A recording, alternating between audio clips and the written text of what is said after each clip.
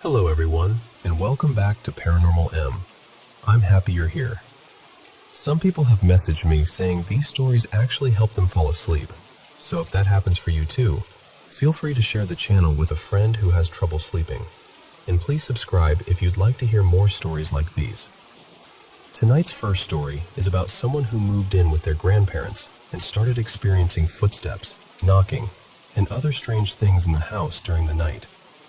Get settled in, and I hope you have a peaceful night and sleep really well.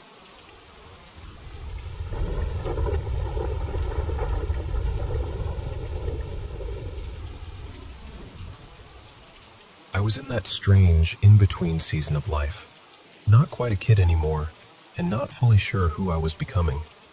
So I moved in with my grandparents out in the country. Their place had this huge backyard, a swimming pool, and power lines not too far off. People who study hauntings always seem to care about details like that, so I remember them clearly. What I want you to understand is that living with something haunting a house is nothing like those ghost shows people love to watch. It is not exciting. It is not fun. You do not get to pack up your gear and leave when it gets too intense. You are already home. You are trying to sleep or make coffee or just get through another ordinary day, and then something happens that should not happen, and you are left sitting there trying to make sense of it. Most of it happened when everyone else was asleep, which somehow made it lonelier. I was always a night owl, and after a while I noticed that almost every night, right around 2:20 in the morning, I would hear footsteps in the hallway outside my room. Not random creaks, not the house settling. Real, measured footsteps, like someone pacing slowly back and forth on the carpet. Then came the knocking. First on my bedroom door, then along the wall by the closets, as if whatever it was wanted me to know exactly where it was. It would go on for more than an hour sometimes, and that was the part that got to me. It did not feel accidental. It felt deliberate. My family mostly explained everything away. They always had some reason. A noise was old pipes. A sound was the house shifting.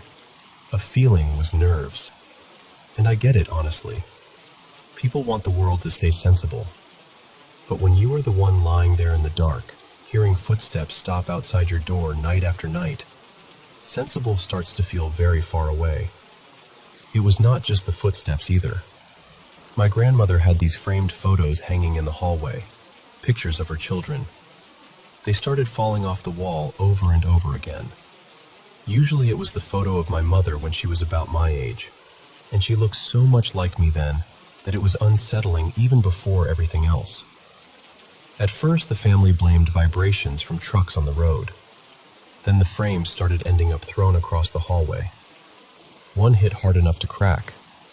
Eventually one was hurled at my grandfather and cut his arm badly enough that my grandmother took every single picture down and put them away in the basement. After that, the hallway walls stayed bare. My sister came over one night when we were talking seriously about moving out together. She believed me more than most people did, because she had seen unexplainable things before too. That night though, it was like the house decided to make its point. A door slammed in her face. Then the kitchen light switched off while the rest of the house still had power. Then we sat in the spare room and watched a computer chair begin to turn on its own. Slowly, smoothly, a full circle, then more, until it finally stopped facing straight toward us. She left right after that. I could not even blame her. Still, I remember feeling abandoned in a way that was hard to admit. For one night, I had hoped I would not be the only one carrying it. There were nights I woke up with the unmistakable feeling that something was standing at the foot of my bed, staring at me. You know that feeling when you can just tell you are being watched? It was that, except heavier, meaner. I would keep my eyes closed and pretend to be asleep because I truly did not know what I would do if I looked and saw someone there. Other things made no sense at all. The old thermostat would somehow trigger both the heat and the air conditioning, which should not have been possible. The vents would thunder with these violent banging sounds, like someone hitting metal with a bat. My things would disappear and then turn up later on the laundry table downstairs. Shoes, medication, a camera once. I started joking with the air out of pure exhaustion, telling whatever was there that if it borrowed my stuff, it could at least leave me something useful in return. Gallows humor, I guess. Humans do love decorating terror with sarcasm. Then I found EVP recordings, and that changed everything. I started leaving a recorder running during the quiet hours when I knew no one else would be home. At first it was awkward, honestly. Talking into an empty room, asking questions you are not sure anyone can hear. But over time, voices started appearing in the recordings. Some were kind, surprisingly kind. If I sneezed, one would bless me. If I set down a cup of coffee before a session, I would sometimes capture what sounded like a polite thank you. That became my little ritual. I figured if I was asking unseen people to speak to me, the least I could do was offer some hospitality. Strange as that sounds, it seemed to matter. And yet, even with those gentle voices, the frightening activity never fully stopped. It was like there were different presences there. Some seemed warm, curious, maybe even protective. Others were not. One night, when the house was especially violent again with the banging and the mechanical chaos, I forced myself to record. Later, listening back through headphones, I heard the most chilling voice I had ever captured. It was mocking, intimate. It said something about whispering in my ear. That was the moment I stopped thinking I was just dealing with random energy or misunderstood spirits. That felt malevolent, intentional, like it wanted me afraid. By then, this had been going on for years. So one Sunday morning, after another session full of the kinder voices, I asked them for help. I remember feeling almost foolish, but also desperate. I told them there was something in that house terrorizing me, and if they could do anything, please do. After that, the worst activity stopped. Not forever, but long enough to feel like relief. And when it came back months later, I asked again, and again it stopped. Eventually it seemed to give up. Not long after, I left for college in another city. I finally got out of that house. But I still think about those years sometimes, because as frightening as they were also one of the only periods in my life when something impossible seemed to answer back. I did not get every explanation. I still do not know exactly what was there, or why some of it felt caring while one part felt cruel. But I know what I lived through. And for the first time in that house, I also know I was not entirely alone.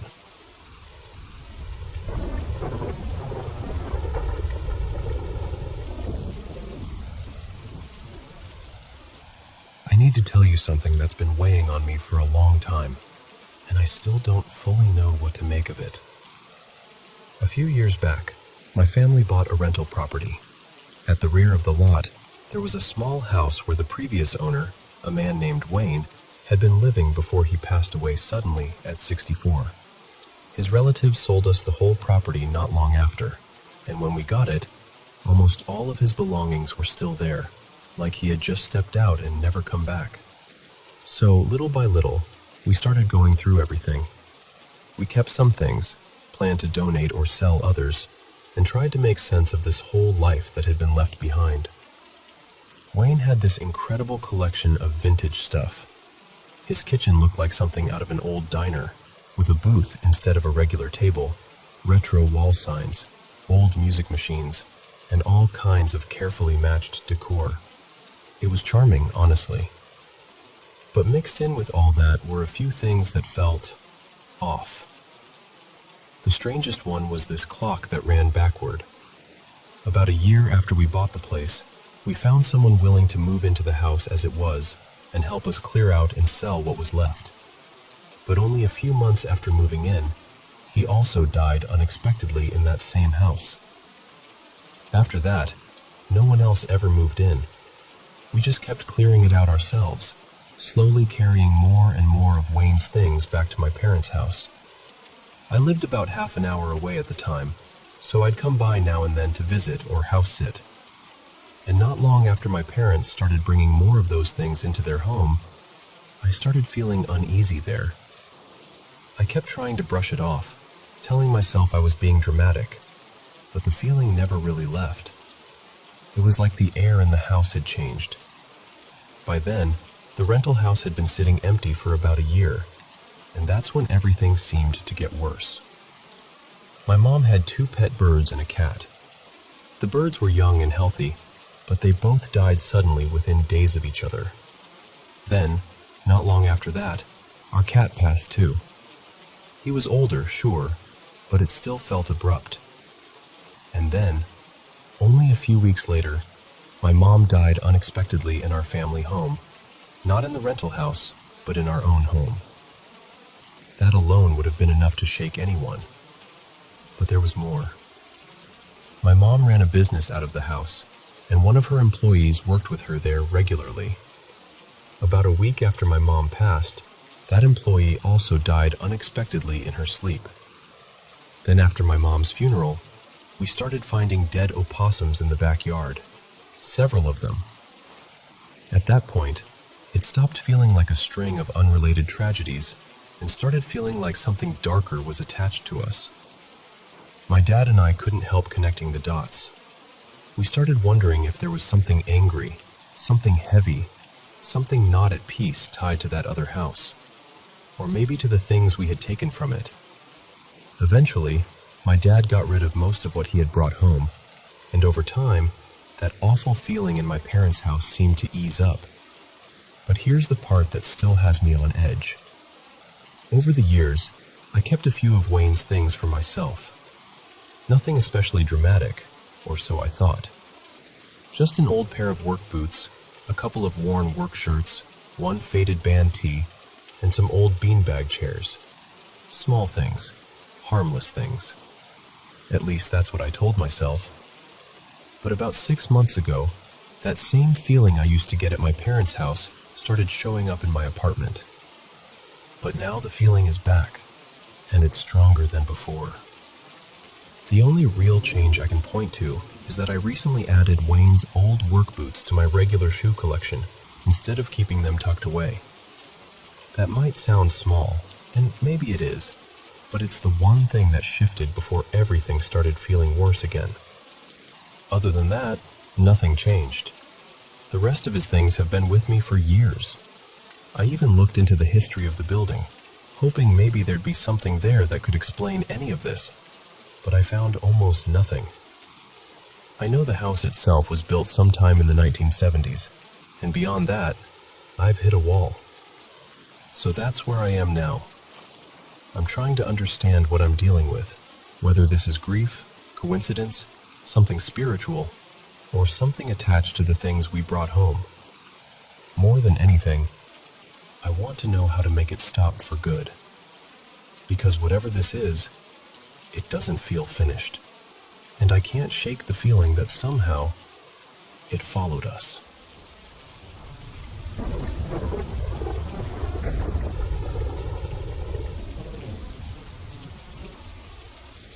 So I need to tell you about what's been happening, because honestly, I'm exhausted and a little shaken.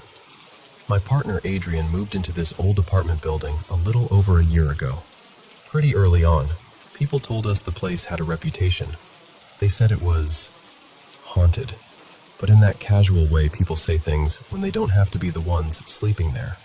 Supposedly the spirit was harmless, maybe even the former property owner, just lingering around out of curiosity. At first, I tried to take that in stride. In the beginning, it was subtle. You know that awful feeling when you can tell you're not alone, even when the room is empty? It was like that. We'd catch little movements out of the corner of our eyes. My dog would suddenly start barking into blank space like someone was standing right there. I'd tell myself it was just nerves, just an old building settling, just my imagination filling in the blanks. But then it stopped feeling explainable. We started hearing loud knocks and bangs with no clear source. Lamps would flick on by themselves. A picture frame slid off the wall for no reason. Small things would disappear and turn up in strange places. And then one night, I saw something I still can't fully process. Not a vague shape, not a trick of the light. A full figure.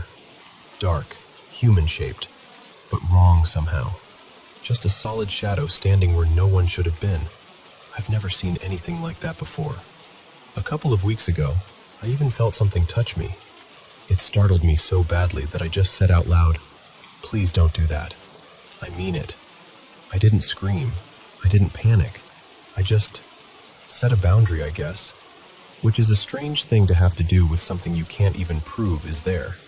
What makes this harder is that both Adrian and I have always been a little sensitive to this kind of thing. We used to stay with his grandmother, and her house had its own energy too. But that never felt threatening. Strange, yes. Heavy sometimes. But not cruel. Not invasive. This place feels different. At one point, a friend of mine came by. She's also sensitive, and the second she stepped inside, she got quiet. Later she said, "There are several of them here. They like staying out of sight." Then she refused to explain what she meant. So that was comforting in the least helpful way possible. Eventually we talked more with Adrian's roommate, and that opened a whole other door I really wish had stayed shut. He collects haunted objects. Not one or two odd antiques. I mean a whole collection. Items with stories attached to them, things people believed carried spirits or energy. Suddenly, a lot of the tension in that apartment started making more sense. His roommate also has intense mood swings, and at first I figured that was tied to his mental health and drinking. But lately Adrian has started changing too, especially after the roommate has been gone for a few days. That's what scares me. It feels like whatever is in that apartment doesn't just stay in the background. It presses on people. It lingers. It affects the whole atmosphere until you can hardly breathe in there. And tonight was the moment where it all really tipped over for me. Adrian had been home alone all day, sick with a bad cold, totally congested, barely able to smell anything. When his roommate got home, he immediately asked if Adrian had left the gas stove on. Adrian told him no, because he hadn't touched it once. Not all day. And this is not the first time this has happened. That's the part I can't shake. Because spooky noises are one thing, lights flickering are one thing. But this felt dangerous. Real world dangerous. The kind of thing that makes you stop treating it like a creepy story and start asking whether someone is actually safe in that space. So now I'm stuck. I don't know what the right move is. Part of me wants to do some kind of cleansing, but I also don't want to go barging in with fear and make everything feel more hostile. Not all of the energy there feels bad. Some of it feels neutral, maybe even old and sad more than malicious. I want to be respectful if there really is something lingering there. But respect only goes so far when the person you love is afraid to be in his own home. His lease ends in May, and we're supposed to move in together after that. I'm counting the days, honestly. But between now and then, I'm worried about his safety, his stress, his sleep, his peace of mind. I'm worried that whatever is in that apartment, or whatever is attached to those objects, is feeding on fear and instability. And I hate saying that out loud, because it sounds dramatic, but living through it has been worse than it sounds. At this point, I'm just trying to hold on to what's true. Adrian is scared. The atmosphere in that apartment feels wrong. The gas being turned on is not something I can shrug off. And whatever the explanation is, paranormal or not, something has to change. I just want him out of there safely. That's really all I care about now.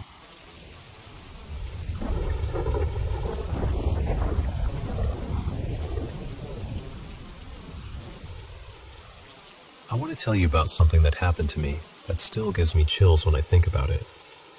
Back in college, I was in a deeply unhealthy relationship with a man who was much older than me. There was a big power imbalance in more ways than one, and at the time, I didn't fully understand just how damaging it all was. He was married, though supposedly separated, and the whole situation eventually collapsed in a spectacular mess. After everything came out, he more or less disappeared from town, and after I graduated, I moved away and never spoke to him again. That was nearly a decade ago. I'll call him Stefan. And my closest friend from those years, the one who stood by me through all of it, I'll call Maya. She matters later. For the last 5 years, I've been living with my wonderful, very age-appropriate partner in a tiny apartment. Recently, while we were doing a big kitchen clean-out, I found something in the back of a cabinet among old glasses and random stuff we never use. It was a glass from Stefan's wedding. It had his last name on it, along with the year he got married. And the moment I saw it, my whole body just reacted. I felt sick, shaky, completely thrown, because I had absolutely no idea how that glass ended up in my home. As far as I can tell, there are only a few possibilities. Either he gave it to me at some point, or I took it from his place at some point. But honestly, both of those feel almost impossible. Why would I want a keepsake tied to his marriage? Why would he hand me something like that? And if it had been mine all these years, how did I carry it through move after move after move without ever once noticing it or remembering it? The last possibility felt both absurd and somehow the most believable. My apartment had come partially furnished when we moved in, and the kitchen already had a bunch of leftover stuff in it. I also know Stefan had some connection to this city. I think family, maybe. So suddenly I was staring at this object and wondering whether he had lived in this very place before me. That thought unsettled me more than I can explain. I showed Maya a picture of the glass, and she immediately said, "You need to get rid of it." She was right, but for some reason, I didn't want to do it alone. So I left it alone for a while.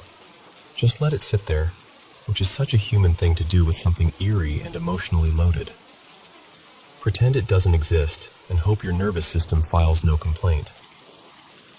Then, about a month and a half later, Maya came to visit me in early February. While she was here, I told her I was finally ready. We put the glass in a thick paper bag, carried it down to the garbage area, and each took a turn smashing it. Then we threw it out for good. And I can't really explain this part without sounding dramatic, but the second it was gone, I felt lighter. Not in some huge theatrical way, just clearer, looser, like something stale had finally left the room. We burned a little incense afterward, just to mark the moment, and went back upstairs feeling strangely calm. The thing is, for the past few years, I felt stuck in my life. Trapped, almost. My partner and I have been crammed into this tiny, cluttered apartment, trying to stay afloat, trying to make plans for a better future. And it's felt like this low, gray heaviness has followed me around for a long time. Now, rationally, I know the apartment was too small and frustrating whether that glass existed or not. We had already outgrown it. We were already hoping for change. But still, I can't ignore the timing. I can't ignore the weirdness of finding that object, not knowing how it got there, and then feeling something shift after finally destroying it. Maybe it means nothing. Maybe it was coincidence. Maybe it was just one of those deeply symbolic moments where your outer life catches up with something your inner life has needed for years. But whatever it was, it felt real to me. And honestly, I think sometimes that matters just as much.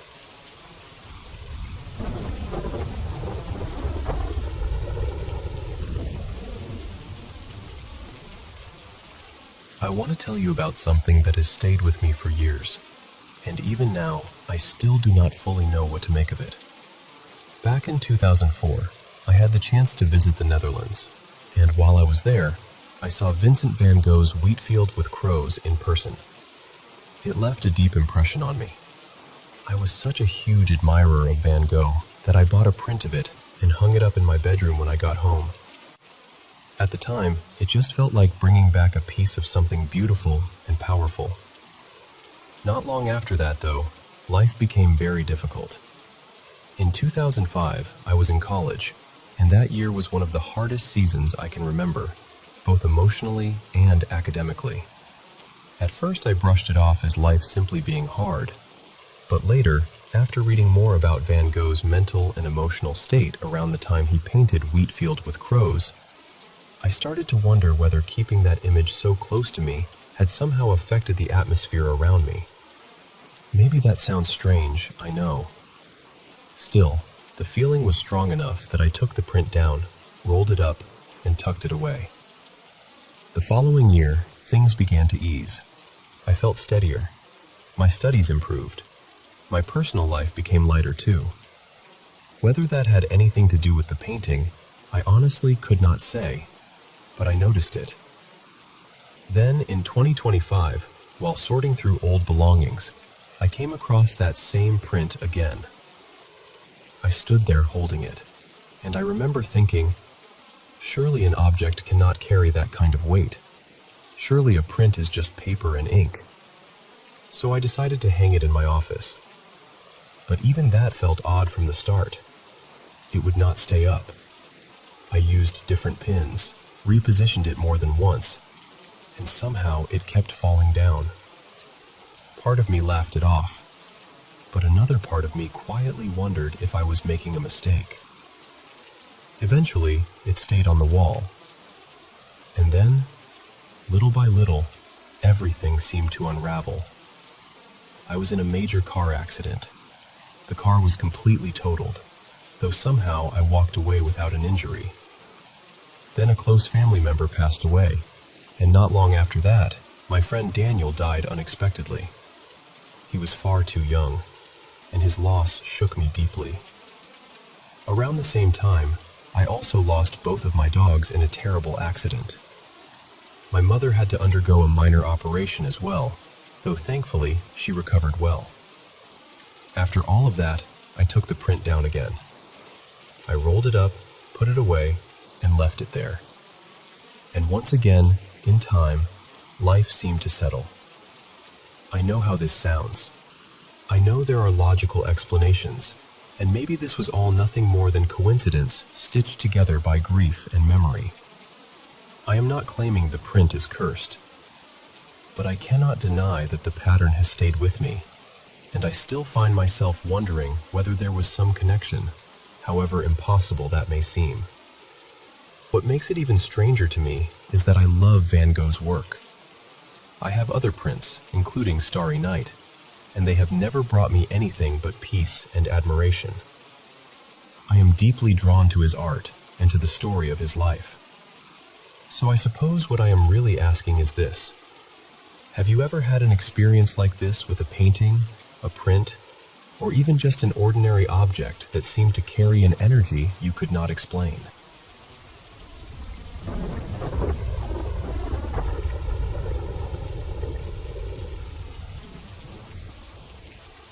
You know those places that feel strange the second you step inside? Mara's house was like that for me. Years ago, when my husband was still my boyfriend, we stayed there for a couple of nights to house sit and pet sit while she was out of town. We were young, no kids yet, and she even left us her card so we could grab breakfast in the morning. Naturally, we accepted, because apparently free breakfast is enough to make people ignore every bad feeling in their body. The house was old, the kind of old that seemed to hold on to things. People in the family always talked about odd activity there, and even before that night, I'd felt like something in the house was watching. Nothing dramatic, just a presence.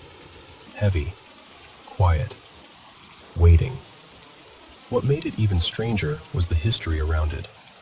A few years later, my husband told a coworker about what happened to us there, and the man went pale.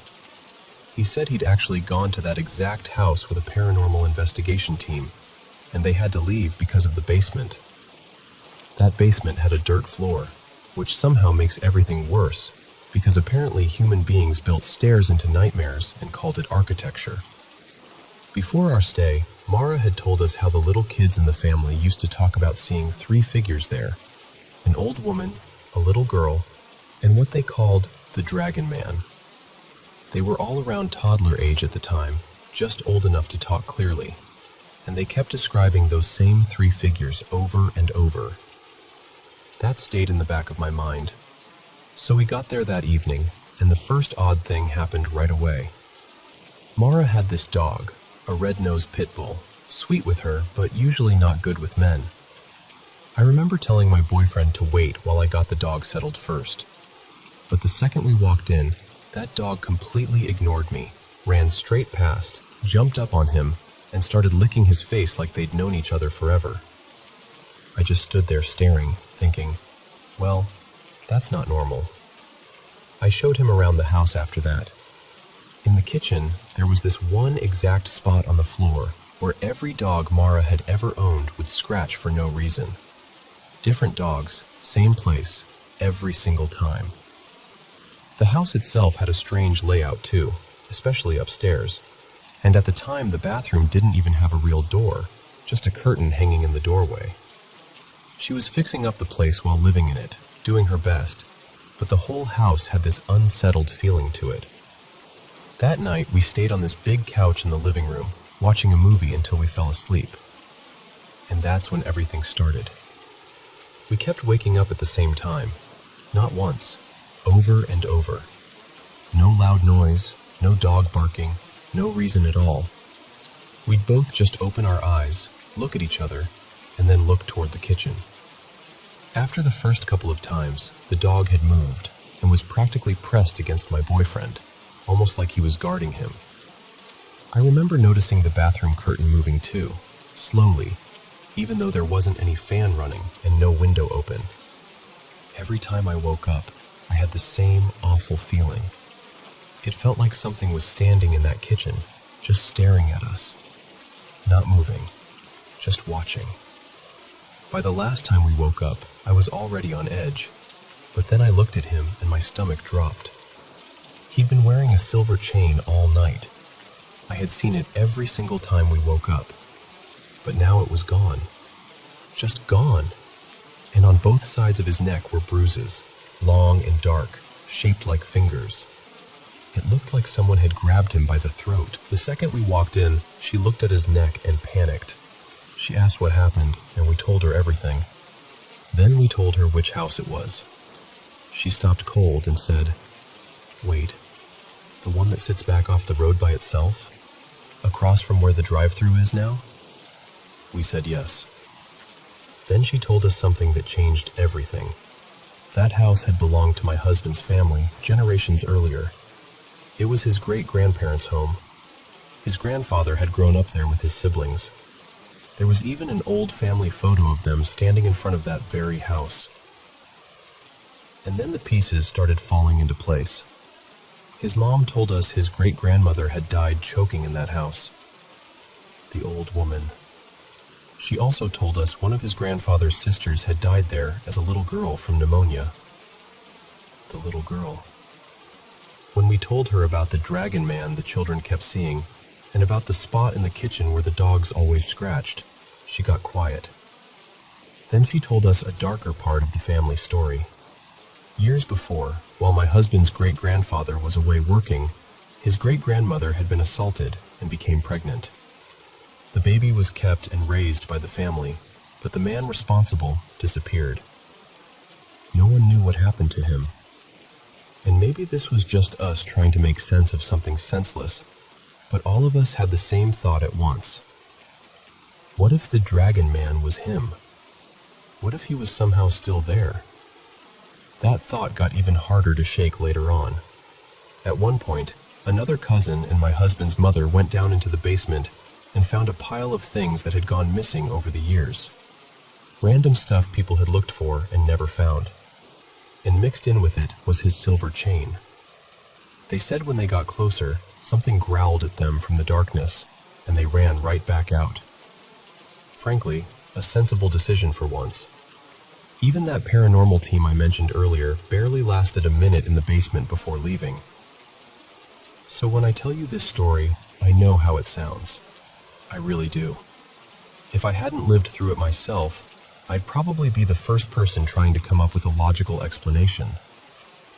but I saw that chain around his neck every time we woke up. I saw those bruises. I felt that presence in the kitchen. And some things are a lot harder to dismiss when you've been the one lying there in the dark.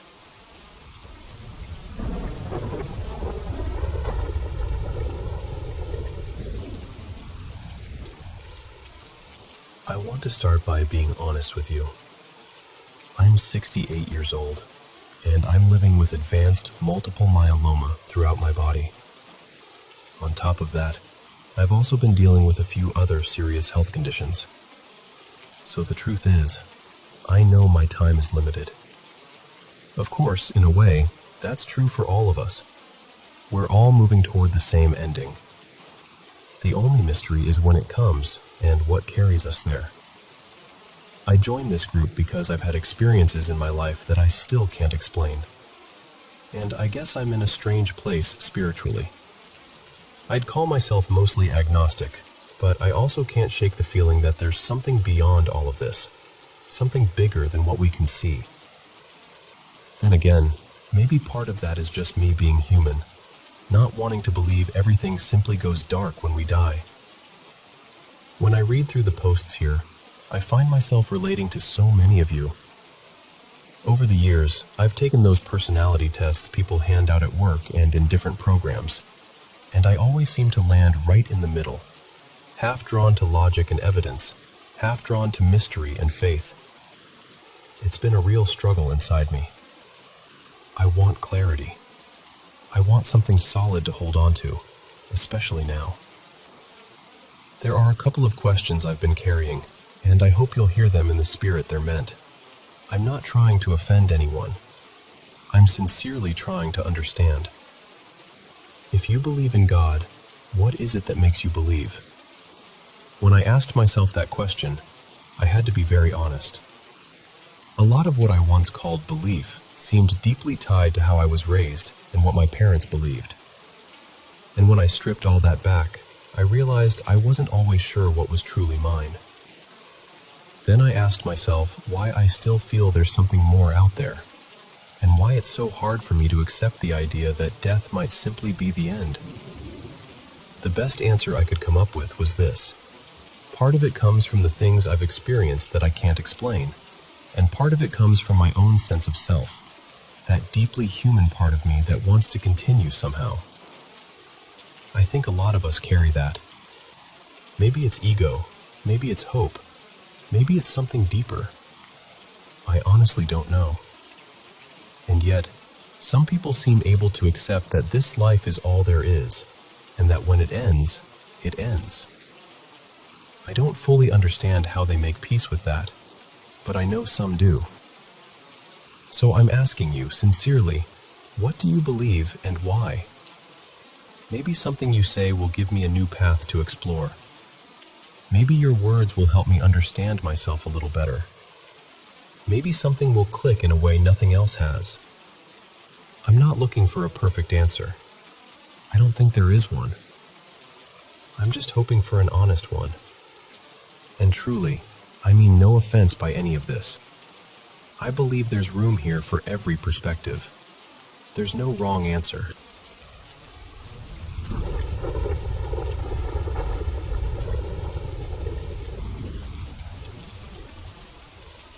Have you ever had a feeling so strong it didn't seem like a feeling at all, but more like your whole body knew something before your mind could catch up?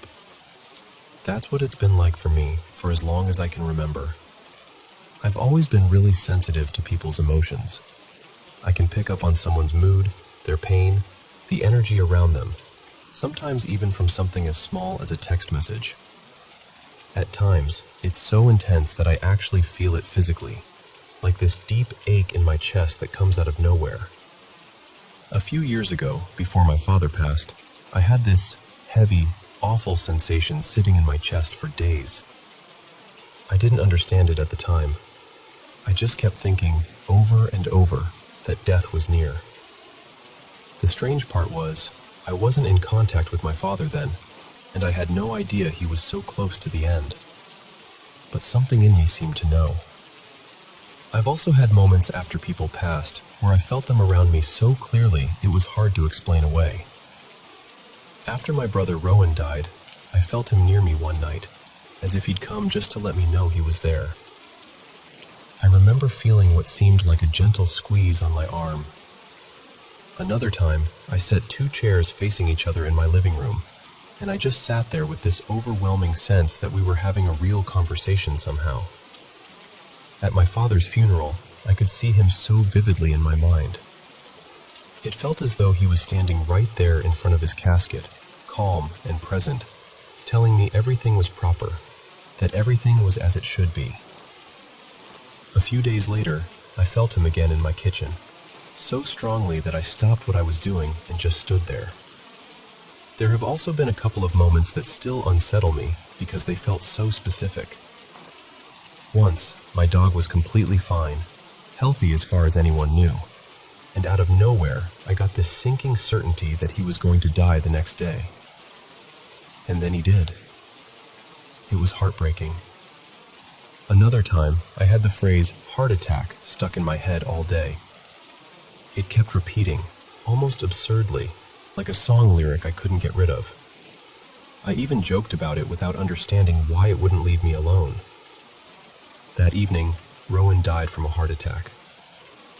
That one has stayed with me in a way I can't really describe. I don't love having experiences like this. They've scared me, and at one point the feelings became so overwhelming that I had to start medication just to quiet everything down and get some rest. I was exhausted, overstimulated, and even waking up frightened in the night.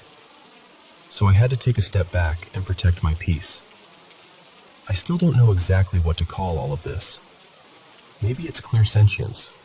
Maybe it's grief, intuition, sensitivity, or some combination of things nobody fully understands. I just know these experiences have felt real to me. And I guess what I really want to know is this. Has anyone else ever felt like they sensed a death before it happened? Has anyone else carried something like that?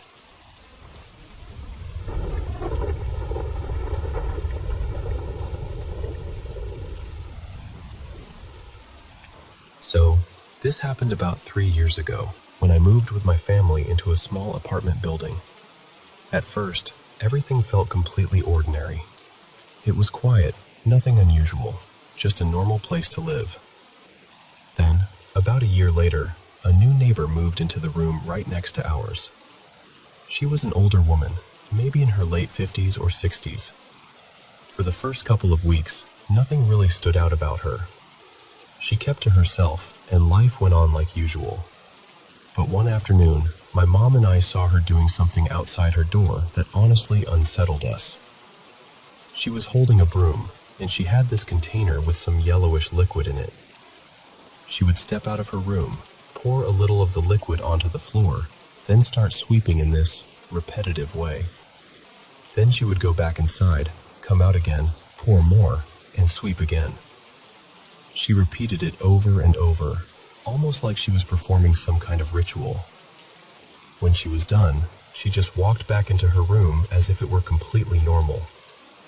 A few minutes later, she left the building, and I remember standing there with another neighbor, just talking about how strange it all was.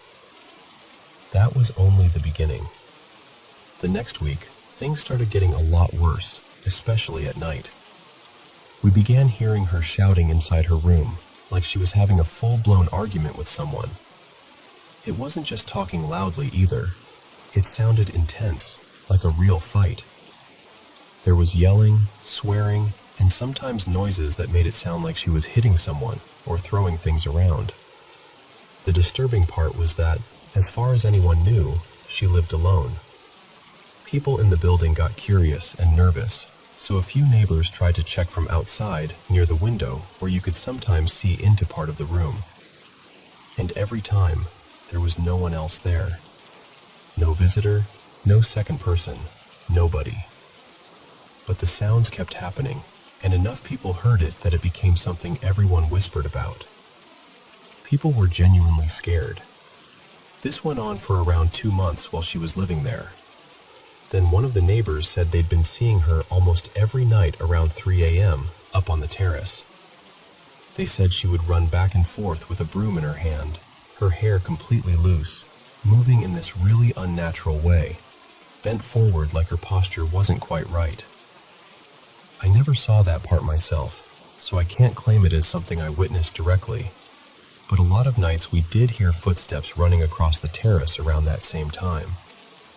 Eventually, she moved out, and just like that, the shouting stopped. The running sounds stopped. Everything went quiet again. But the part that still bothers me didn't end there. Ever since that time, I've been seeing something in the apartment that I still can't explain. It looks like a pale, human-shaped figure, almost like the outline of a woman, maybe someone in her 20s. It isn't dark like a normal shadow. It's white, or kind of faintly glowing. I only ever see it in darker parts of the apartment, and whenever it appears, it stays there for several seconds, sometimes 7 or 8 before fading. Sometimes it even seems to shift slightly, like it's moving just a little.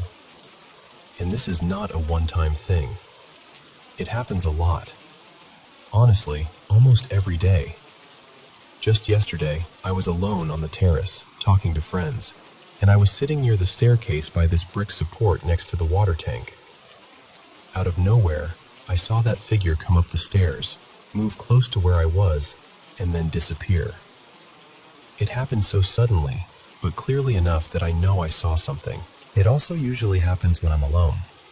I can be distracted, in the middle of talking to someone or doing something else, and I'll still suddenly notice it. This has been going on for about 2 years now, and I still don't know what to make of it. I'm not saying it's a ghost. I honestly don't know what it is.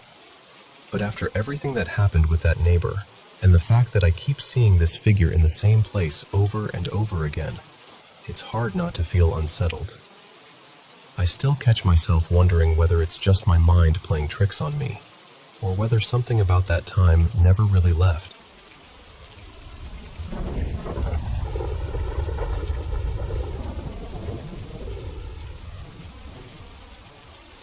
I want to tell you about my Nana's house, because honestly, it feels like the heart of our whole family. The place is more than a century old, sitting right in the historic part of town, where every street seems to carry some old story. Nana and my pop have lived there for well over 60 years, and for as long as I can remember, that house has held all of us together. They raised 5 children there, and later all of us grandkids seem to grow up inside those walls too. Birthdays, holidays, grief, laughter, all of it somehow ended up in that house. But there was always one room that felt different. We used to call it the Violet Room. It was impossible to miss. The walls, the trim, even the high ceiling were all painted in this faded lavender shade, and it was filled with old furniture, family portraits, and the kind of quiet that made you lower your voice without even thinking about it. Every time you passed by, you had this strange feeling that someone was already in there, just watching quietly.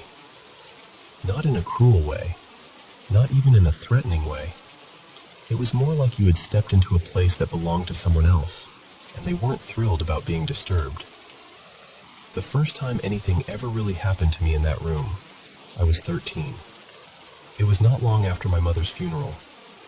I was sitting there alone, crying into my hands on a little settee near the wall, just completely overwhelmed. Then I felt the cushion dip beside me, like someone had come in and sat down close. I heard the soft shift of weight. I remember thinking it was Nana coming to comfort me, so I turned and reached out to hug her. But there was no one there. I can still remember the feeling of my arms just falling into empty air. At the time, I told myself maybe it was my mother. Maybe that was wishful thinking. Maybe grief does strange things. I still do not know. But after that, even when nothing happened for years, I never lost the feeling that the room was never truly empty. Then years passed. 14, maybe a little more. A few weeks ago, My sister and I went to stay with Nana after she had a health scare. By then, the old settee had been replaced with a narrow iron bed, and for the first time in my life, I ended up sleeping in that room overnight. I tried not to let the old memories get to me. I told myself I was too grown for that kind of fear, and eventually I drifted off. The first time I woke up, I heard this faint rustling sound. Soft movement, like someone shifting their feet. I was too sleepy to think much of it, and I just sank back under. The second time it happened again, only louder, nearer. I cracked one eye open and honestly assumed it was my sister. She was pregnant at the time, and I figured she was wandering the hallway or coming in to ask me something. But the door was closed, completely closed, and the moment I looked toward it, everything went still. I lay there for a minute, listening, then convinced myself it had to be something in the hallway. An old house makes noise, right? That is what I told myself anyway. Then it happened a third time. There was a soft tap against the metal bed frame, followed by the long groan of a floorboard right beside me. That sound pulled me fully awake. I pushed myself up on my elbows, my heart pounding so hard I could hear it in my ears. I stared at the door first, still shut. Then I listened. The floor creaked again. Slowly, not faded, not trailed off. Stopped. And in that moment, the strangest thought hit me. It did not feel like I had been threatened. It felt like I had been looked over, studied. I barely slept after that. The next morning, I told my sister everything, and she got this look on her face that made my stomach turn. Then she said, "You know, no one slept in that room since it was Mom's room back in the 70s. You're the first one in all that time. Maybe it just wanted to see who was in there." I hated how much that made sense. I still do not think whatever was there meant me harm. I really do not. But I also know this much for sure. I will never spend another night in the Violet Room.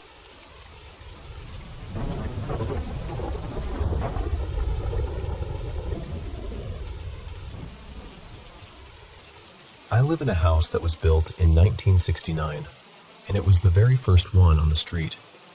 My family bought it from the original owners in 2020, right in the middle of the pandemic. And honestly, during that first year living here, I went through two experiences that completely changed the way I think about the paranormal. The first one still gives me chills when I talk about it. It happened in the middle of the night, around 3:15 a.m. I was asleep in bed, facing the wall, because my bed was pushed right up against it. Out of nowhere, I heard my bedroom door handle turn, and then I heard the door slowly creak open. I froze. I remember glancing back over my shoulder, still half asleep, trying to figure out if maybe it was my mom or my stepdad coming in for some reason. But when I turned all the way around to look, the door was shut. Completely shut. I cannot explain the fear that hit me in that moment. I just sat there staring, too scared to move. After a minute, I got out of bed and stood by the door, trying to build up the courage to open it. When I finally did, the hallway was empty. Every door was closed. No one was there. Even my cat, who usually follows me everywhere and always seems to be underfoot, wasn't around. I still don't know how I managed to go back to sleep after that, but somehow I did. The next morning, I asked my mom if she had opened my door during the night. She said no. My stepdad said no too. That was the moment I stopped brushing things off. That was the moment I really started to believe something in this house might not be easy to explain. The second experience happened not long after that. I was sitting at my desk, just working on my computer, totally focused on what I was doing. Then suddenly, a cotton ball dropped right in front of my face. Not off to the side, not from across the room, right in front of me. It startled me so badly. I just sat there in shock, trying to understand how that could have happened. I did have some cotton balls nearby, and there was a fan in the room, so I tried to be rational about it. I thought maybe the fan had somehow blown one toward me. But the thing is, that didn't make sense. I actually tested it afterward. I tossed a cotton ball toward the fan, and it just fell. I even threw one up into the air to see if the airflow would catch it, and it still just dropped. There was no way that fan could have made one float out and land like that right in front of my face. Since then, other things have happened in the house too. My stepdad has woken up after hearing what sounded like screaming right into his ear. My mom has seen someone walk past her room more than once, even when no one was there. And me, I still hear little things at night sometimes. Small sounds in my room, like something shifting or moving when everything should be still. I've gotten so used to it that it doesn't scare me the way it used to, which is probably the strangest part of all. So that's my story. I wanted to share it with you because these experiences felt real, and they've stayed with me. Maybe it's one spirit. Maybe it's more than one. I honestly don't know. I just know this house has never felt completely empty.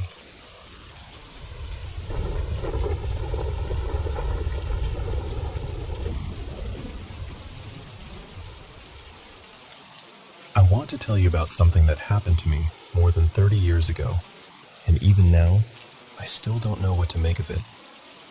I was 6 years old, spending the summer in the countryside with my grandmother when I disappeared for 2 days. That Sunday morning, the house woke up early like it always did. My grandmother and uncle had gone out to feed the animals before church, and when they came back to get the rest of us ready, I was gone. My shoes were still there by the bed. The only things missing were the clothes I'd slept in. Everyone panicked. The police were called. My parents were contacted from hundreds of kilometers away, and people searched the area with dogs, but there was nothing. No trail. No explanation. 2 days later, some hunters found me deep in the woods, around 11 kilometers away from my grandmother's house. What unsettled everyone was that I didn't look like a child who had been lost in a forest for 2 days.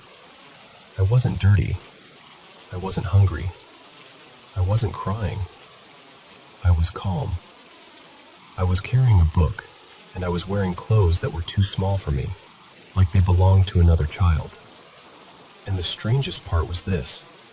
I had shoes on my feet, even though the shoes I had worn before disappearing were still back at the house.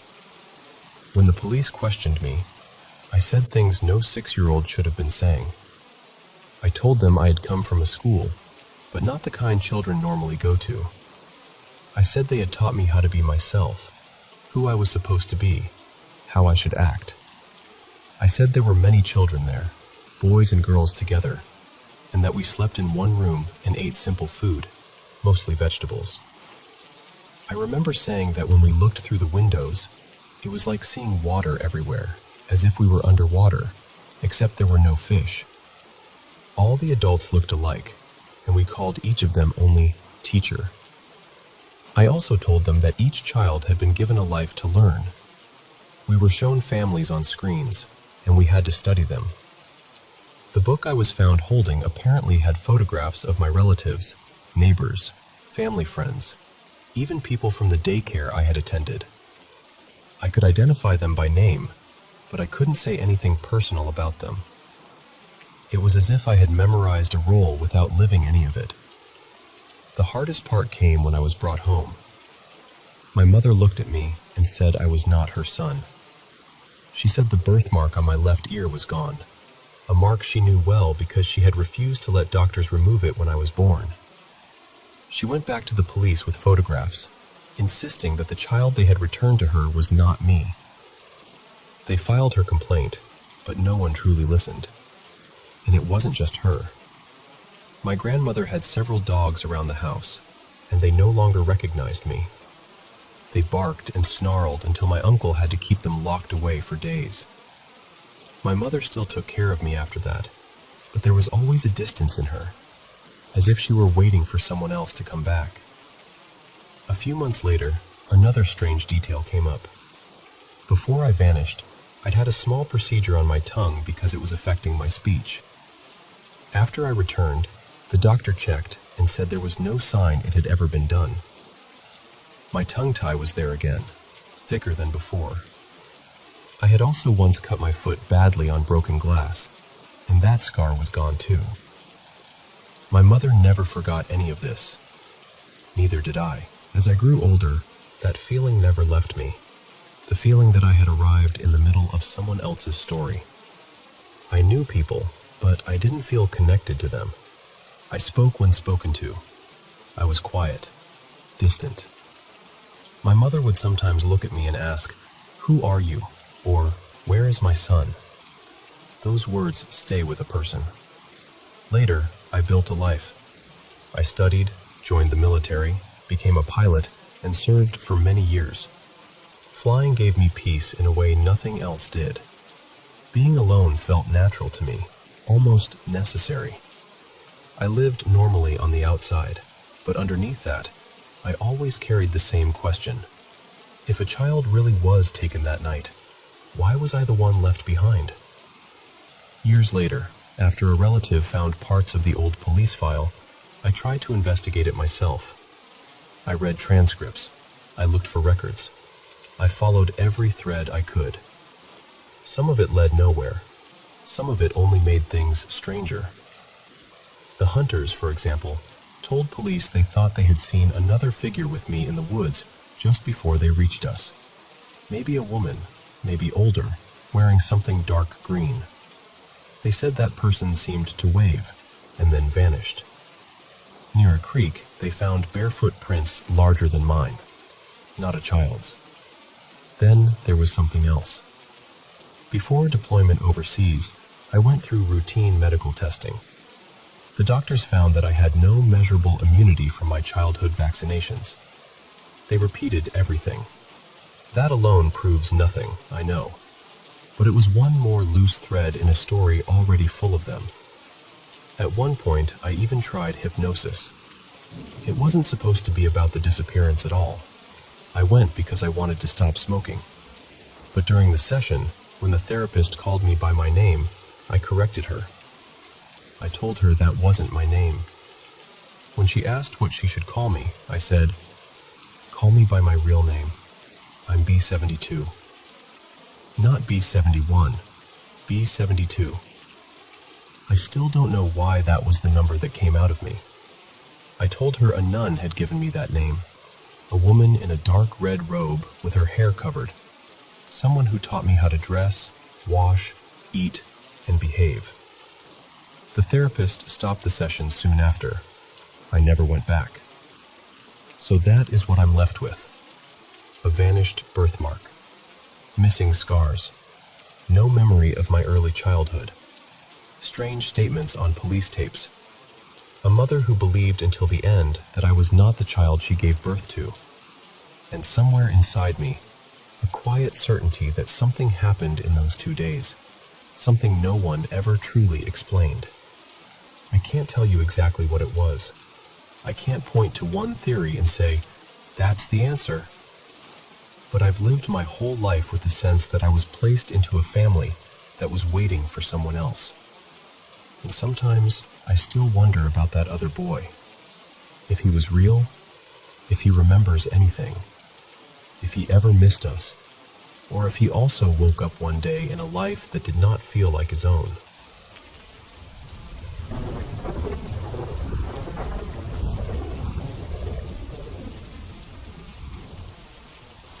I still think about this sometimes, and even now it gives me that same feeling in my chest. This happened about 6 years ago, back when I was living alone in a small apartment on the second floor of a pretty ordinary building. There was nothing especially eerie about the place. It looked normal, felt normal, and the neighborhood was usually so quiet at night you could hear the hum of the hallway lights. One night, I woke up suddenly to 3 loud knocks on my front door. Knock, knock, knock. I remember lying there for a second, trying to figure out if I was still half asleep. Then I grabbed my phone and saw it was 3:07 in the morning. And right away, that felt wrong. Nobody knocks on your door at that hour unless something's happened. So I got up and walked to the door, still groggy, and looked through the peephole. There was no one there. I just stood there, staring down the hallway, waiting to catch someone turning the corner or heading for the stairs. But the hall was completely empty. My apartment faced a long, straight stretch, so there's no way someone could have knocked and disappeared that fast without me seeing them. I told myself maybe I dreamed it. You know how your mind tries to smooth things over when something doesn't make sense. So I went back to bed. About 15 minutes later, it happened again. 3 knocks, same rhythm, same force. This time, I got to the door almost immediately and looked out again. Still nothing. No footsteps, no doors closing, no sound from the elevator. Just silence. That was the moment it really got under my skin. I didn't even consider opening the door after that. I went straight to the couch and sat there with all the lights off, just watching the entrance like that was somehow going to make me feel more in control. Human beings really do love pretending a couch turns them into a security system. Nothing else happened for the rest of the night. The next morning, I mentioned it to the woman across the hall. I asked if she'd heard anyone knocking on my door in the middle of the night. She looked at me for a second and said, "Was it 3 knocks?" The second she said that, my whole body went cold. I told her yes. And then she said the person who lived in my apartment before me had complained about the same thing. Same pattern, same time of night. 3 knocks and no one there. I stayed in that apartment for another 7 months after that. It never happened again. But I'll tell you this, and I mean it. I never once went near that door after a late-night knock without my heart pounding. Some things only have to happen once or twice before they stay with you.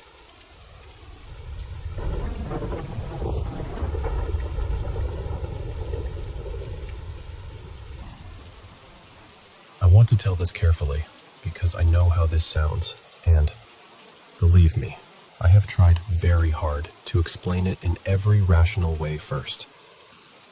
Before I get into the strange part, I need you to know this. We are not the kind of family that ignores mental health or jumps straight to wild conclusions. We talk openly with each other. We stay in touch with doctors. Several people in this house are veterans, so PTSD, stress, sleep issues, all of that has been taken seriously and talked through. I have already ordered security cameras. I am getting a carbon monoxide detector too, and I have even put little bells on a few doors just to keep track of movement. I am doing my best not to let fear get ahead of facts. The house itself has been part of my life for a long time. It belongs to my parents, and I lived here through my teens before I moved out. A few years ago, after my husband left the military, we moved back in to save money and help out, because the house is big enough that we can all fit without living on top of each other. So right now it is me and my husband, my parents, and my grandfather all under one roof. And honestly, the house has always felt a little off. For years, it was mostly small things. Objects would disappear and show up later in odd places. Cabinet doors would be left hanging open when no one remembered touching them. Every now and then, one of us would think we heard our name or catch a shadow in the corner of a room. Nothing dramatic, nothing that felt impossible. We always brushed it off. Background noise, stress, tired eyes, the brain making patterns where there are none.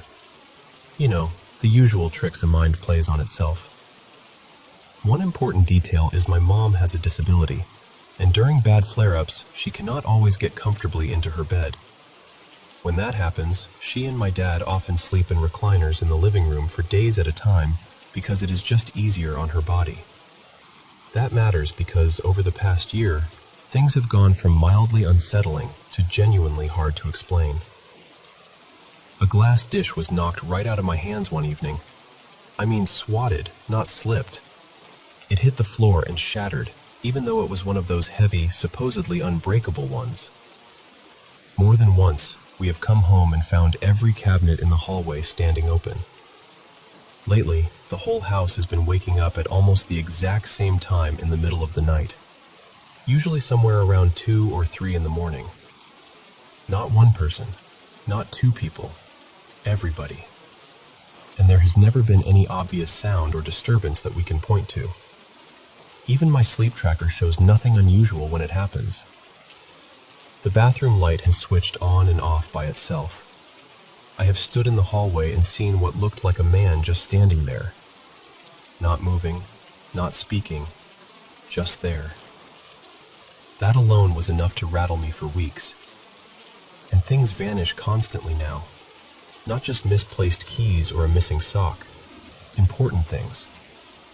One of the strangest examples was my grandmother's Social Security card turning up inside an old wallet in the garage, tucked away in a place she never would have put it and never even used. But the thing that finally pushed me to tell this story happened tonight. My mom is in another flare right now, so my parents have barely been using their bedroom. She has been keeping a few changes of clothes nearby so she does not have to make the trip back and forth. It has been several days since either of them really spent time in that room. Sitting right in the middle of the bed was a full bag of cat food. Not an empty one, not a torn one the cats dragged around somehow. A full, unopened bag we had only bought recently. The cats are not even allowed in that room, and no one had any reason to carry it in there. No one admits to moving it. No one remembers touching it at all. And that is the part I cannot shake. It was not a tiny object someone could absent-mindedly set down and forget. It was a heavy bag of cat food, placed dead center on a bed in a room nobody had been using. My grandfather lives on the opposite side of the house in his own little suite, and he is not mobile enough for that to make sense either. So that is where I am with this. I am still trying to be practical. I am still looking for real explanations. But I cannot lie to you. I am scared now. What started as little oddities has turned into something that feels deliberate, almost like the house wants to be noticed. And I do not know what to call that.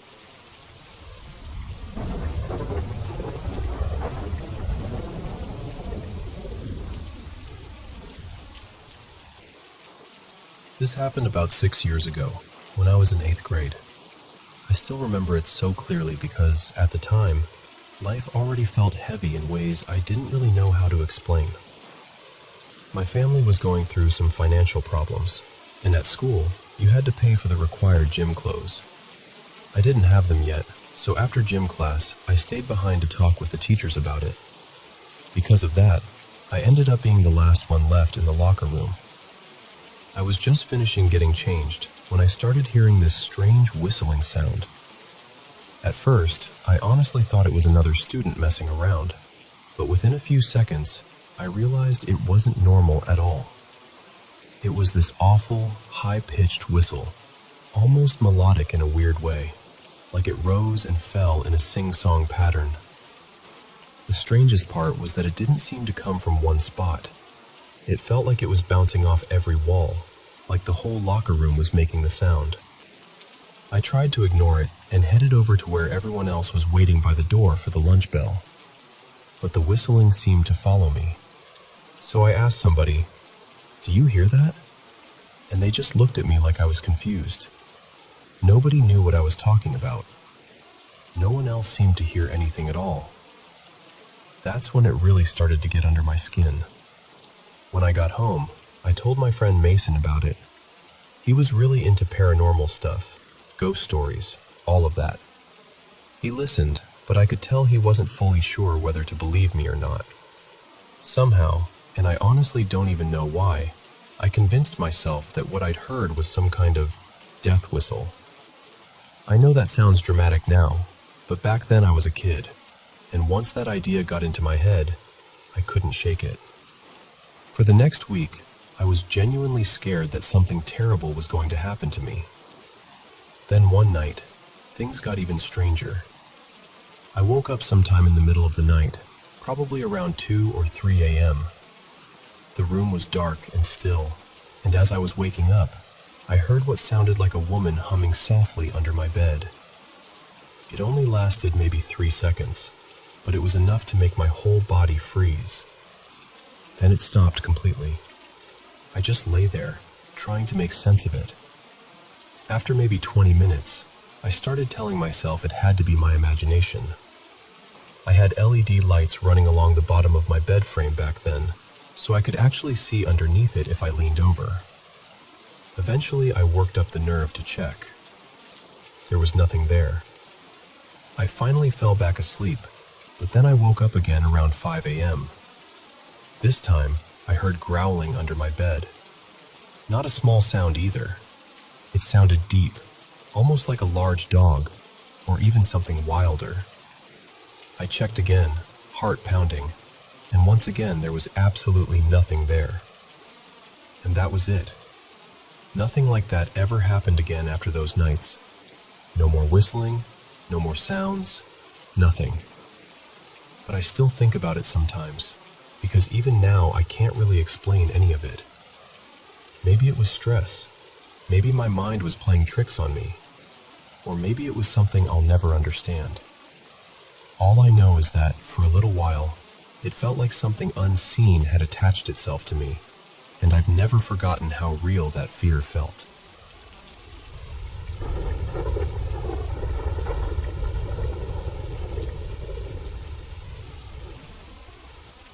I'm 24, and I live with my boyfriend Marcus, who's 26, in this old townhouse that was built sometime in the 1920s.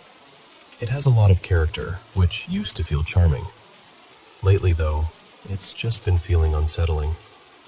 For the last several weeks, I've been having these really strange experiences, mostly when I'm either falling asleep or just starting to wake up. I'll see figures in my room. Usually they look like people, just standing there, but sometimes they seem off somehow, almost twisted or dark in a way I can't really explain. They never stay long. Usually it's only for a minute or two, and if I turn on a light or fully wake myself up, they disappear. That was already creeping me out, but then one night, something happened that honestly scared me more than anything else so far. My boyfriend wasn't supposed to be home that night. He had stayed over at his parents' place because he had to be up early the next morning.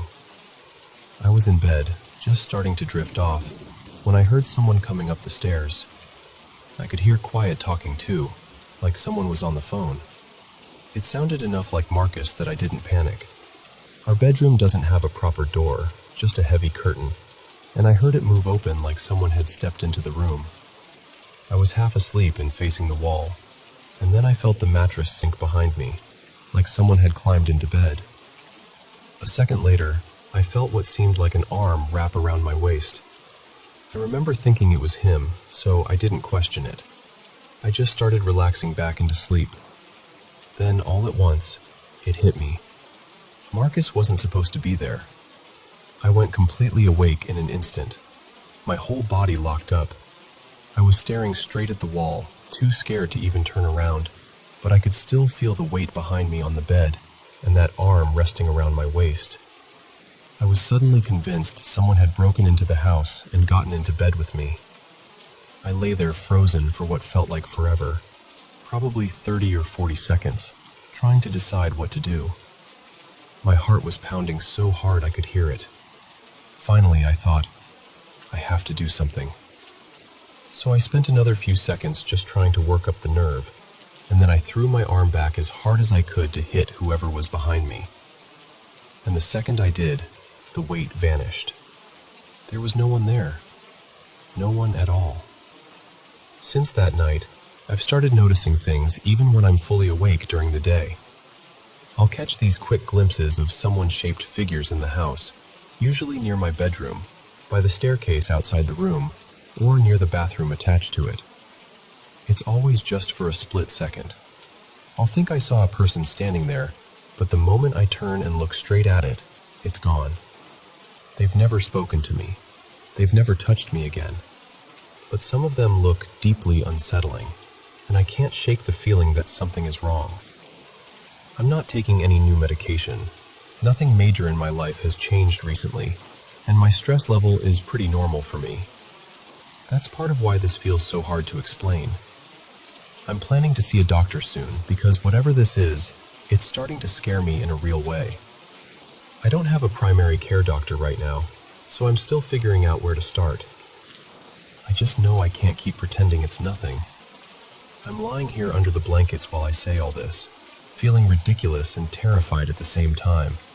And honestly, I'm scared to go to sleep. But I needed to tell someone exactly what's been happening, because I don't know what to make of it anymore.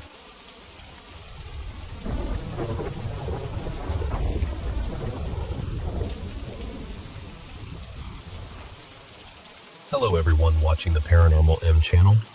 Where are you tuning in from? Let me know in the comments. Thanks so much for sharing your paranormal experiences with me. Don't forget to subscribe and turn on notifications so you won't miss more spooky stories. Now, let's get into my favorite part, telling you about my own paranormal experiences. Alright, it's bedtime. Put on your headphones, grab your blanket, and get cozy. So, my mom had gone off on a little holiday, which meant I was staying with my dad for a few days.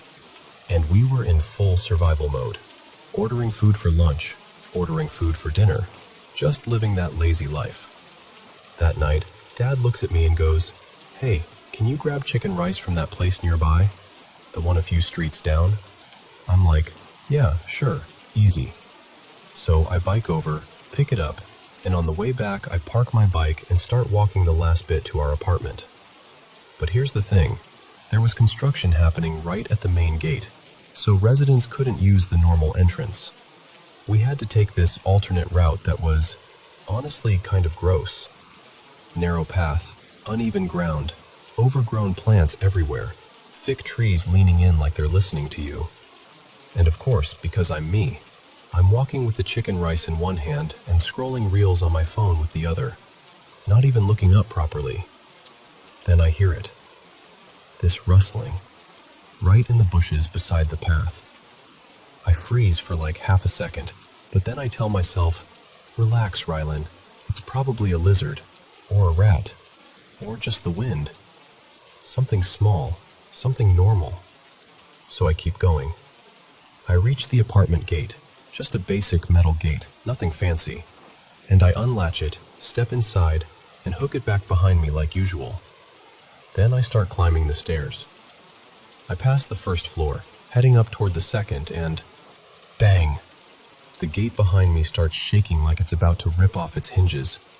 Not a gentle rattle, not a wind pushed it kind of shake. Violent, like somebody was throwing their whole body into it, like they were desperate, like they needed to get in. My heart went straight up into my throat, and here's the part where I admit something embarrassing. Instead of doing the smart thing, like running upstairs and locking the door, I turned around. Yeah, I went back down. I'm creeping down the steps, chicken rice still in my hand like that's going to protect me. And I get to the gate and nothing. Just stillness. The gate isn't moving. No footsteps, no shadow, no voice, no anything. I stare through the bars, empty. I even unlatched it and looked out onto the path, expecting maybe a stray dog or someone messing around. Nothing. To convince myself I wasn't imagining it, I grabbed the gate and shook it a little, like, could it have just done that? But it didn't feel loose. It didn't feel like it would bang like that on its own. Still, I forced myself to laugh it off. Okay, whatever. Probably some weird coincidence. So I go upstairs, eat dinner with my dad, watch a bit of TV, act normal. Eventually, I climb into bed. Later that night, I'm texting a friend about it like, "Bro, the gate went crazy. I thought it was a dog or something." And while I'm typing, it just hits me, like a cold drop in my stomach. The construction people had cleared out all the stray dogs in the area earlier that week. They'd been complaining about them hanging around the site. There weren't any dogs left. I just stared at my phone, rereading what I wrote, and I swear my hand started trembling. My skin went prickly. My chest felt tight like I couldn't get a full breath. Because if it wasn't a dog, then what the hell was it? That banging felt real, like something was right there on the other side of that gate, and it wanted in.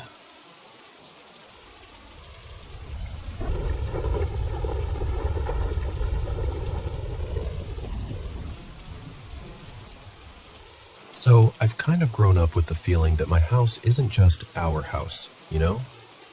Like, there's always been something else around.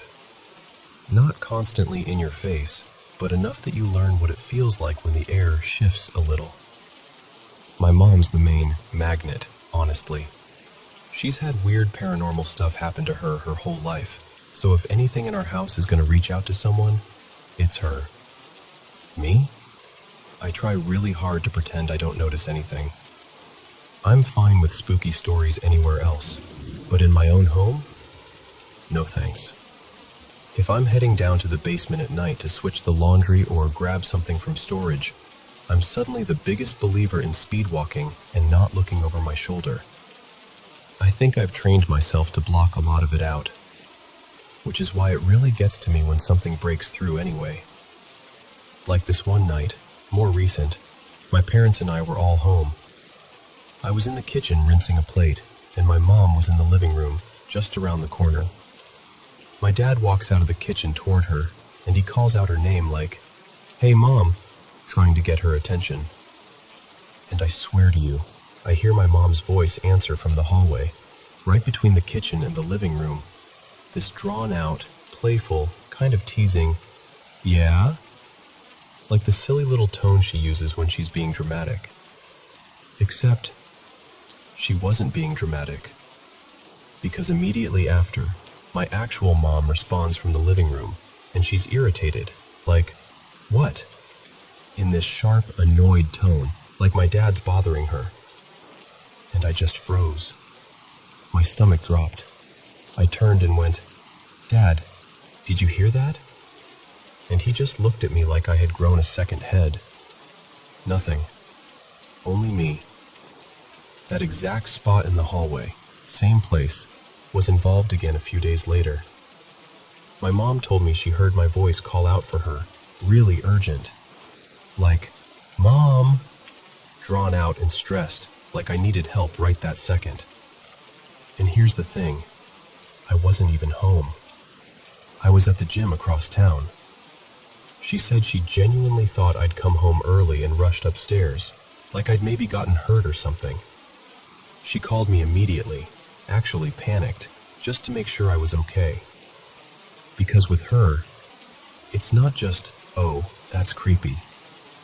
She's the kind of person who believes she can sense things before they happen, or feel when someone's in trouble. So for her to hear that kind of urgent call, it wasn't just unsettling. It felt like a warning. And it made the whole thing even worse, because it didn't feel random. It felt intentional. This isn't even new either. Years ago, again, right near that hallway, I was in my room alone. No TV on, no music, nothing. Just quiet. And I hear my great-aunt's voice clear as day, right behind my bedroom door, like she was standing there. She had passed away not long before that, and she had this really distinct, warm little twang, like nobody else in my family. And she goes, "Hi, Rena." Not my exact name, just close enough that it still hit me like ice water. I got full-body chills, like that cold rush up your spine. I didn't even think. I just bolted out of my room and practically sprinted into my parents' bedroom like, okay, no, absolutely not. I just heard her. I just heard her voice. And it's not only voices. Sometimes it's the sounds, like someone doing something very physical. One time, we were all in the kitchen, me, my mom, my dad, just talking. And we hear this loud dragging sound from the dining room. Not one chair, not a little scrape. It sounded like every single heavy dining chair was being pulled out across the hardwood floor, one after another. This long, solid, unmistakable screech of wood moving.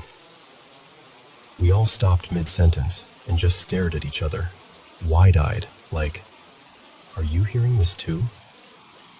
And when it finally stopped, we walked into the dining room together, like a little scared parade, and every chair was pulled out. All of them. Like someone had just gotten up from a very chaotic family dinner. But nobody had been in there. No pets, no draft strong enough to do that. And we'd heard the whole thing. We also hear the front door a lot, like the sound of it opening and shutting when nobody's coming in. Sometimes it's faint. Sometimes it's loud enough that you automatically look up like, "Oh, someone's home." And then, nothing. There's honestly so much more. My mom has seen things that I'm grateful I haven't. But we've kind of fallen into this weird routine where we either ignore it or we'll say out loud, "Stop. Seriously, stop." Like you're scolding a misbehaving cat you can't see. And lately, the activity feels a little more frequent, a little louder, like it's testing how much we'll react. I'm just really hoping this little spike doesn't keep going, because I can handle a lot, but I don't want to live in a house where the hallway answers you back in your mom's voice when your mom didn't say a word.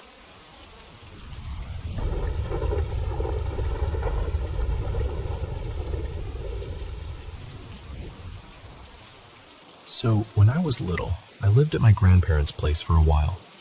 It was one of those older houses that looks totally normal in the daylight. Family photos, creaky stairs, the smell of tea and laundry. And then the second the sun went down, the whole place felt like it had a pulse of its own. And it wasn't just me being a kid with an imagination.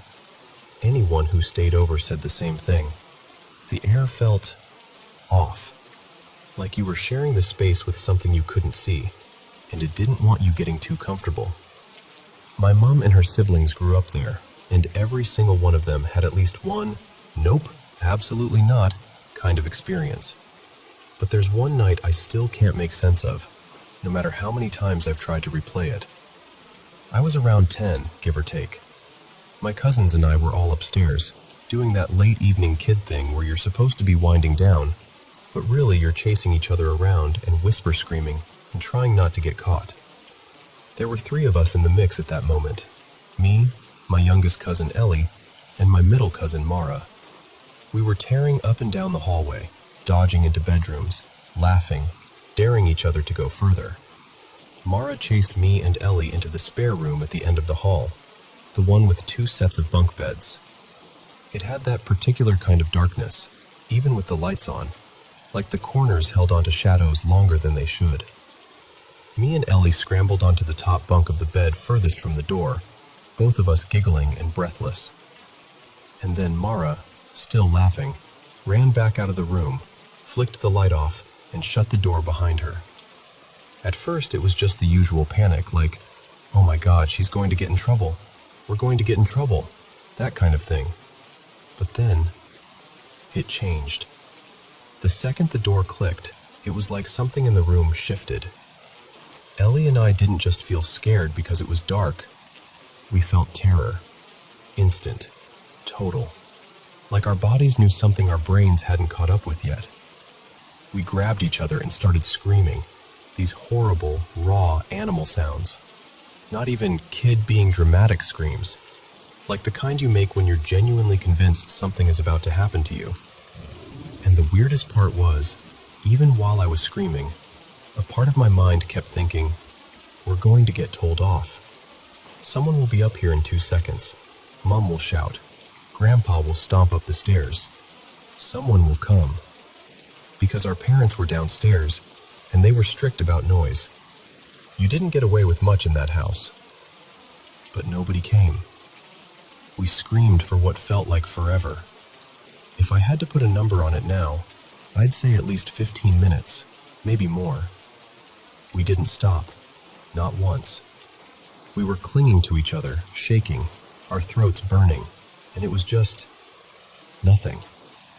No footsteps. No, "Oi, quiet!"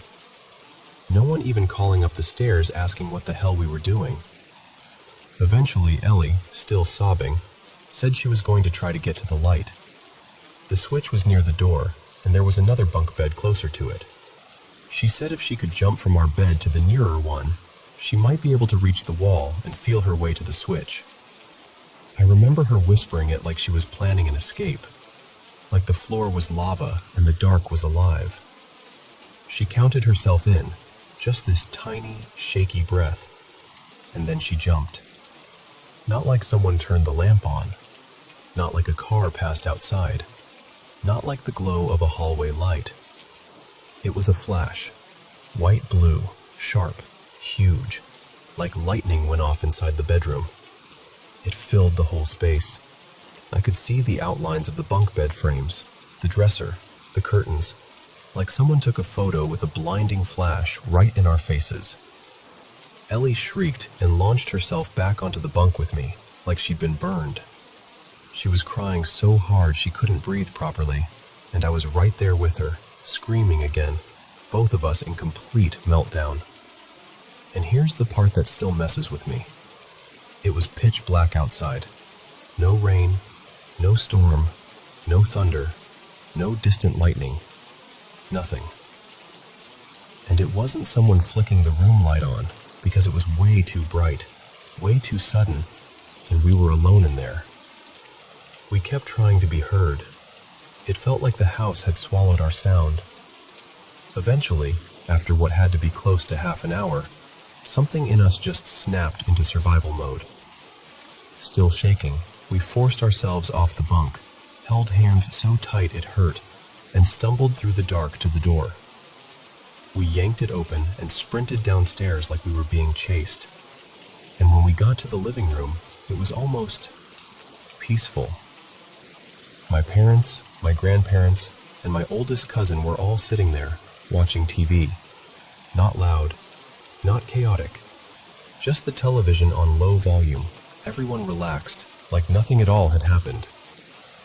Ellie and I burst in, crying and babbling and trying to speak over each other. "Didn't you hear us? We were screaming. Why didn't you come up? Didn't you hear anything?" And this is the moment that still turns my stomach. They looked at us like they didn't recognize us. Not in a dramatic horror movie way, more like their brains genuinely lagged, like they were staring at two strangers who'd run into their house.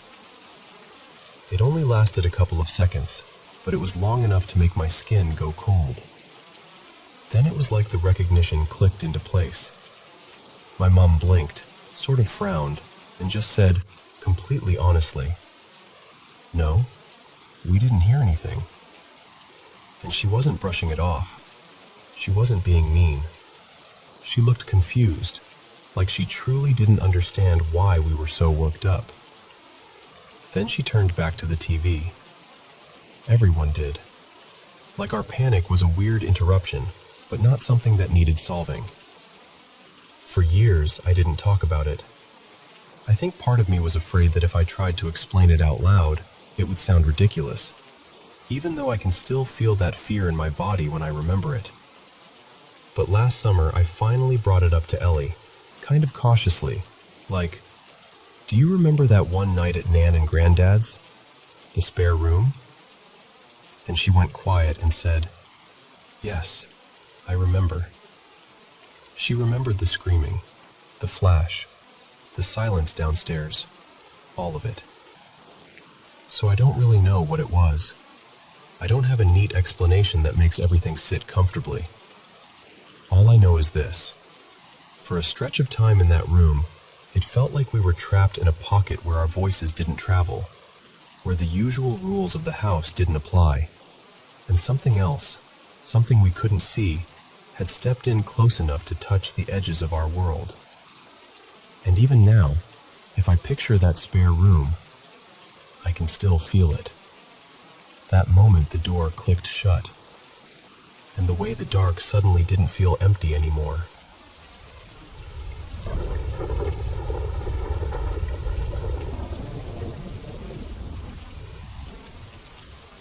So, I want to tell you about something that still catches in my throat when I think about it.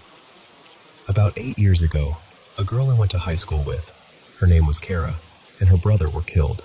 It was over something ridiculously small, like a pointless argument that should have ended in an eye roll, not that. It made the news. It was everywhere for a while. And I'll be honest with you, I was shocked. But I didn't fall apart the way some people did. Kara and I had been close once, but we hadn't really spoken since graduation. You know how it goes. Life happens, friendships fade. You blink and suddenly years are gone. I followed the case. They arrested someone pretty quickly, and I watched from a distance. I remember seeing her mom on the TV, this raw, unbearable kind of grief, and I saw the posts from friends who were still in her orbit. It was sad, absolutely, but I kept living. I didn't feel wrecked by it in the way I thought I should. After that, Kara would show up in my dreams sometimes, but honestly, so did other people from school. Random faces from the past, like my brain was flipping through an old yearbook for no reason. Then about a year ago, I had this dream that started out totally ordinary, messy, nonsensical, dream logic stuff. In the dream, I was back at this job I'd been laid off from the year before. I was walking around the building, talking to random coworkers, like nothing had ever changed.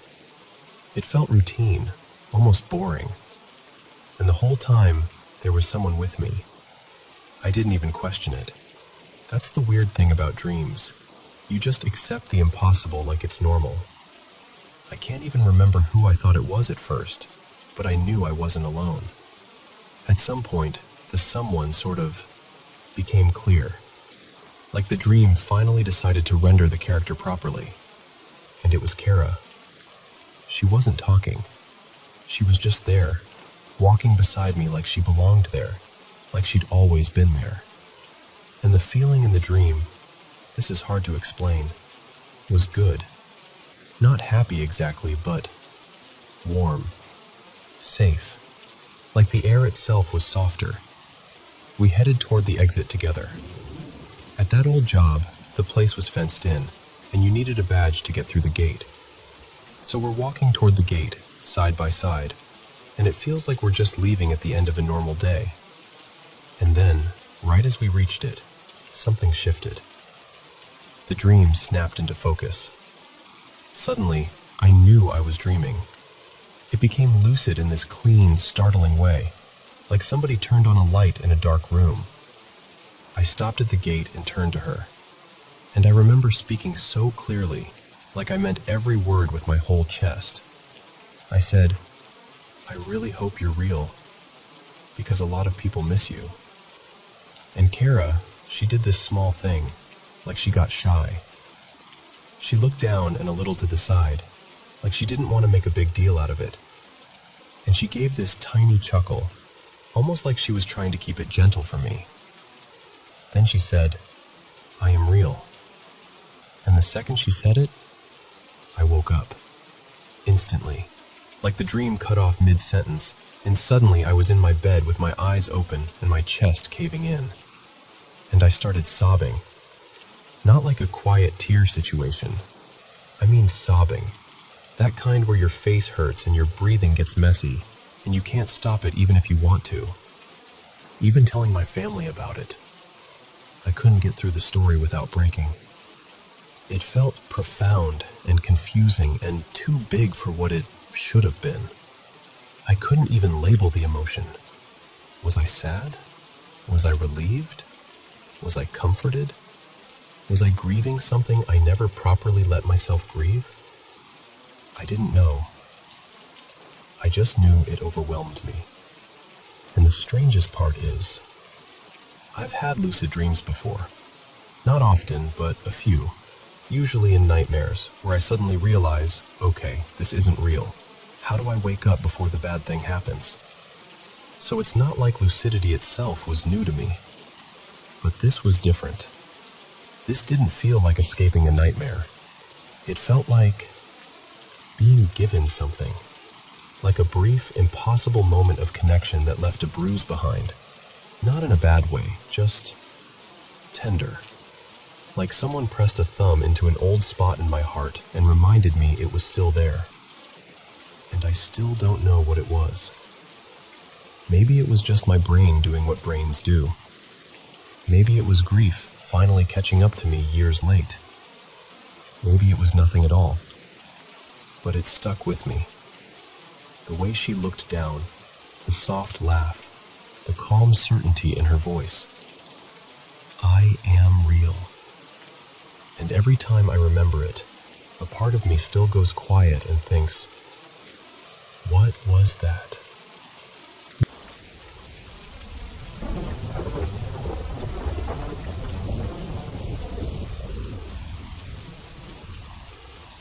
So, when I was about 6, my family moved into my mom's childhood house, the one she always talked about like it had its own personality. My grandparents didn't live there anymore, and for a while, it had just been rented out, kind of waiting for someone to come home to it again. It was a tiny place, 1 floor. The original part of the house was basically one long room. Like, if you took 3 big steps across, you were already at the other wall. And if you walked straight through it, it was maybe 10 long steps end to end. Later, because we were a family of 5, they added 2 small bedrooms onto the right side. So that long original room became our living room and kitchen all together, all in one stretch. One of the bedrooms, the first one, had this window that was maybe waist to chest high. And because the house was so small, you could see that window even from the living room. From there, you could look right into the backyard. And right in front of that window, there was a bed. Now, my grandma, Lola Mira, she always said she could see things. Like, she didn't call it spooky. She talked about it like it was just another sense, like hearing or taste. When she babysat us, she'd tell stories in this calm, matter-of-fact way that made it feel less like a ghost story and more like a warning you should respect. We had 2 big mango trees in the backyard, and one of them stood really close to that bedroom window. Lola Mira would point out toward it and tell us, "Someone lives there. He's kind. That's his home. He watches the yard. And in exchange for staying there, he also protects this house. So don't bother him." And look, our parents would roll their eyes and tell us not to listen, that it was just Grandma being dramatic or imagining things. But me and my sister, we believed her. Not even because we wanted to, more like it felt true.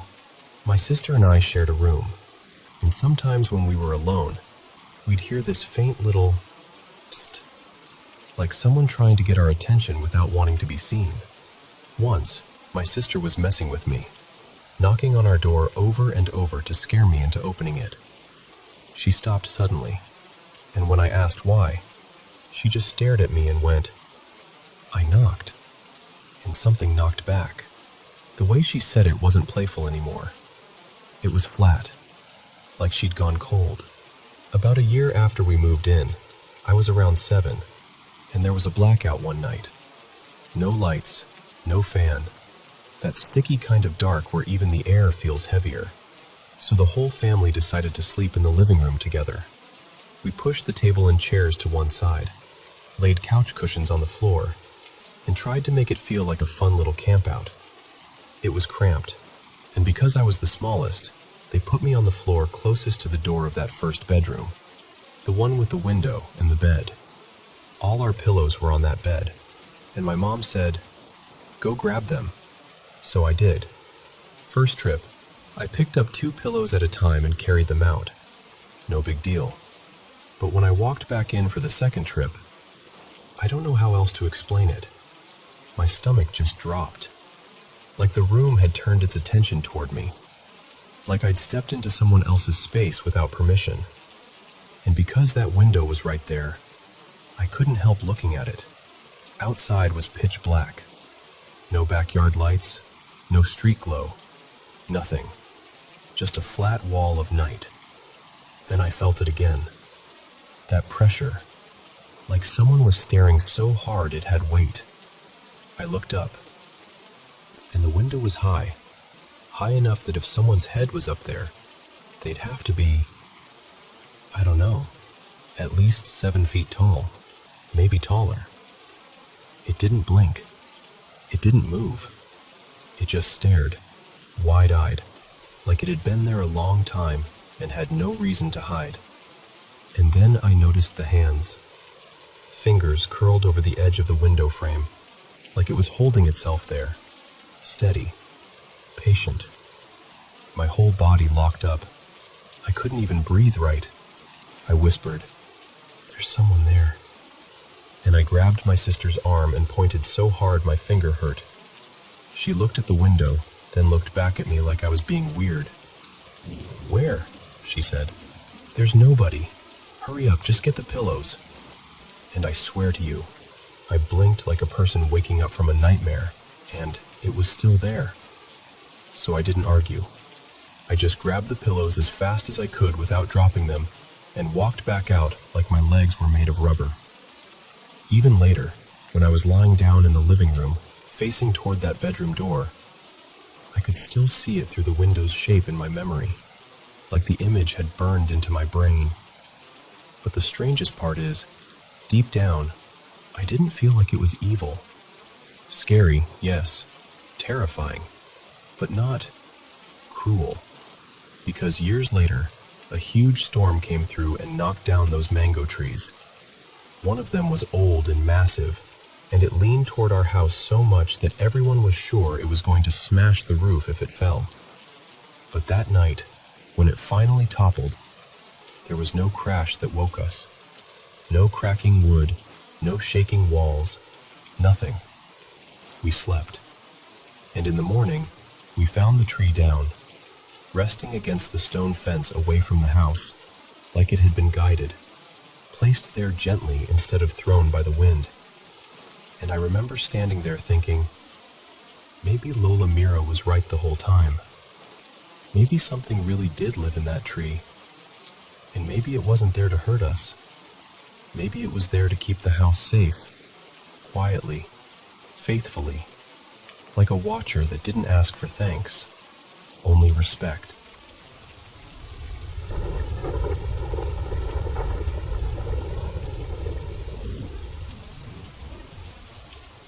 So, let me tell you about this night on Cape Cod that still sticks to me like salt on skin. I was a kid, early teens maybe, and I stayed over at my buddy Eli's family place. I lived on the Cape back then too, but this house was in a different town, tucked right on the water near Buzzards Bay. It was one of those genuinely old coastal mansions, weathered shingles, long history, the kind of place that feels like it remembers every person who ever walked through it. I think it dated back to the 1700s, or at least it felt that old. And the vibe was strong. Like, imagine a house that makes you want to whisper automatically, even when nobody's asleep. Everything had that heavy, antique presence. Old fixtures, thick wooden floors, furniture that looked too serious to sit on, and paintings everywhere. Mostly portraits. People in old-fashioned clothes with these strange proportions, faces tilted the wrong way, shoulders sitting just a little too high. Like the artist had been trying to paint humans from memory after hearing them described secondhand. That night, Eli and I were being reckless in that dumb, teenage way where you feel invincible but also curious about anything forbidden. We got into some pills. Nothing dramatic in the moment, just enough to make everything feel syrupy and distant. And we'd also snagged a bottle of wine we absolutely did not deserve. So by the time we were stumbling upstairs, I was foggy, tired, and kind of floating. The top floor had this long hallway, like long. 10 bedrooms, maybe more, door after door after door. And here's the weird part. The farther you went down the hall, the stranger it felt. Could have been the haze, could have been my imagination, but I remember the air changing. Like it got cooler, heavier, quieter. I was wiped out and ready to crash anywhere, but Eli insisted that I take the room at the very end. He actually walked me down there like it mattered, like he was delivering me to a destination. "You're in this one," he said, all casual, with that little smirk kids get when they know something you don't. The room had this green satin wallpaper with a dark red pattern, almost like little ornaments or curling vines. Old, glossy, kind of fancy in a way that made my skin prickle. There was an ancient-looking queen bed in the center, but the sheets were clean, like the house got rented out sometimes, or at least they kept it guest-ready. And at the head of the bed were two massive portraits, floor-length, bigger than a real person. One showed an older woman sewing, head slightly bowed. The other was a woman brushing her hair, back turned. The colors were bold, almost cubist, almost storybook. Pretty, technically, but unsettling. Mostly because from the bed, it looked like you were lying beneath them while they hovered above you, doing their quiet little tasks forever. I crashed almost immediately, fully clothed on top of the covers, just out. And then I woke up just as fast.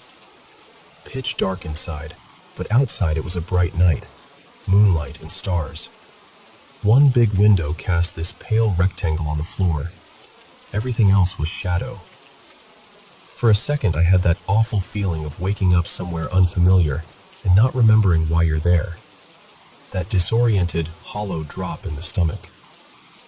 I sat up, trying to get my bearings, thinking, where's the bathroom? Which door even leads out? And that's when I saw something move in the corner of my eye. I turned my head, and I swear to you, I saw fabric. Not like a curtain shifting, not like a trick of light.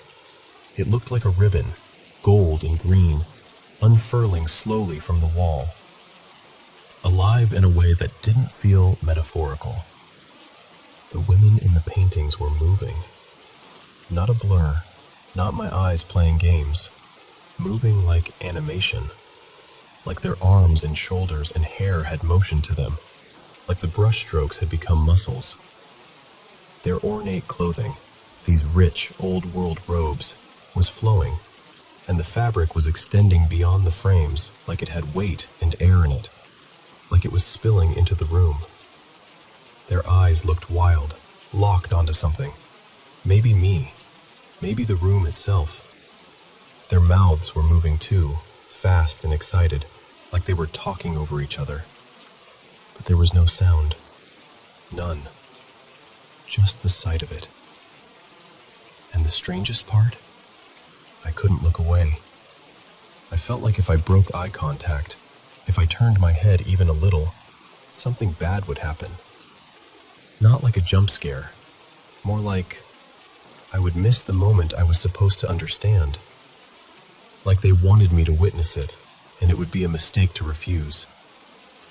So I stayed there, sitting up in bed, frozen, staring at these two enormous, moving women, while the moonlight made a rectangle on the floor. I remember the hair on my arms standing straight up. I remember my throat feeling tight, like I couldn't swallow.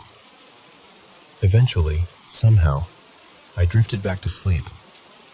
Not because I felt safe, but because my body just shut down, like it couldn't hold that kind of fear any longer. In the morning, I told Eli everything. I tried to play it cool, but I'm sure I looked pale as paper. And Eli didn't freak out. He didn't laugh. He didn't even look surprised. He just gave me this small, knowing smile and said, like it was the most normal thing in the world, "Yeah, there are spirits in this house. And listen, I'm not even here to claim I know what it was. I was tired. I was messed up. I was in a strange room in an old mansion full of unsettling portraits. I fully understand how a brain can stitch together something vivid when it's in a bad state. But I also know what I saw. And I know how it felt. Like that house had been waiting a long time for someone to wake up in that room and look up at those paintings in the dark.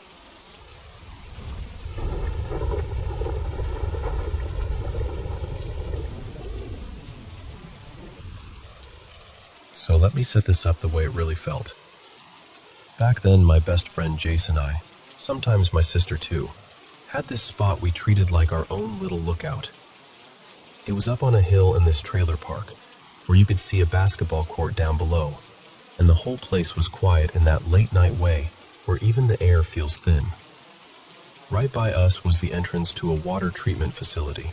Nothing fancy, just this heavy concrete hatch, like a big square slab, maybe 8 feet by 8 feet.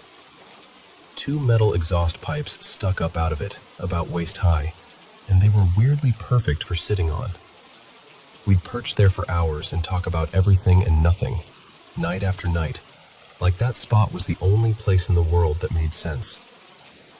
Anyway, this one night, more like early morning, it's around 2 or 3. The kind of time where you're tired but also wired, you know? We'd been messing around with stuff we definitely shouldn't have been doing. Nothing I'm proud of, but that's where we were in life. And there was this thing on the radio about an escaped convict somewhere nearby. I remember that part so clearly, because the whole night already had this uneasy charge to it. Then we start seeing helicopters sweeping over the fields in the distance, those big, slow loops, like they were combing the dark. The lights would skim across patches of ground and disappear again. So we're sitting there watching all that, kind of talking in half sentences, and I just happened to look over, down toward this small playground wedged between 2 trailers. Just a little set of swings and one of those plastic slides. Barely anything. And that's when I see it. At first, my brain tries to make it normal. It looks like, I don't know, like a pale animal. For a split second, I think, a cat? Something small and white moving around. But then it changes. Not shape exactly. More like it closes the distance so fast that my brain can't keep up with how wrong it is. It's coming toward me, straight toward me, and it's big. Bigger than it should be if it was what I first thought. And the way it moved. God. The way it moved wasn't like a blurry trick of light. It wasn't like, oh, I must have imagined that. It was too clear, too intentional. I watched it launch. I watched this white thing leap at me. And I swear to you, I have been through real pain in my life. Burns, cuts, fights, heartbreak, all of it. But I have never screamed like I screamed in that moment. It was like my whole body gave up. Like something deep inside me just folded and said, "This is it. You're done." 1 second it's flying at me, and the next, it's gone. Just gone. Like it evaporated. Like it had never been there at all. And I'm sitting on that pipe, shaking so hard my teeth are rattling. I'm trying to breathe, but I'm doing that ugly gasping thing, like I can't get enough air. My hands feel numb. Everything in me is trembling. Jace is staring at me like he's never seen me before. His eyes are huge. He doesn't even know what to ask first. And all I can manage to say is, "You need to go home. Right now. I need to get inside." And then, because it felt important, because I needed at least one thing to be solid, I told him, "I'm not guessing. I'm not exaggerating. I saw it. Whatever that was, I saw it." But here's the problem. It doesn't feel like a dream. It doesn't feel like a fuzzy memory. It feels like a clean, sharp moment that got stamped into me. Long and lucid. Too real to shrug off. So I started looking into it. Paranormal stuff, weird encounters, anything that could match what I experienced. And honestly, I don't have an answer. I'm still stuck with this thing where part of me wants to explain it away, and the other part of me, the part that remembers the exact way my body reacted, knows I didn't just make it up. And I hate that I can't name it. I hate that I can't file it under anything familiar. All I know is, that night on the hill, with the helicopters circling and the playground sitting quiet between the trailers. Something white ran at me like it meant it, and then it disappeared like it never existed at all.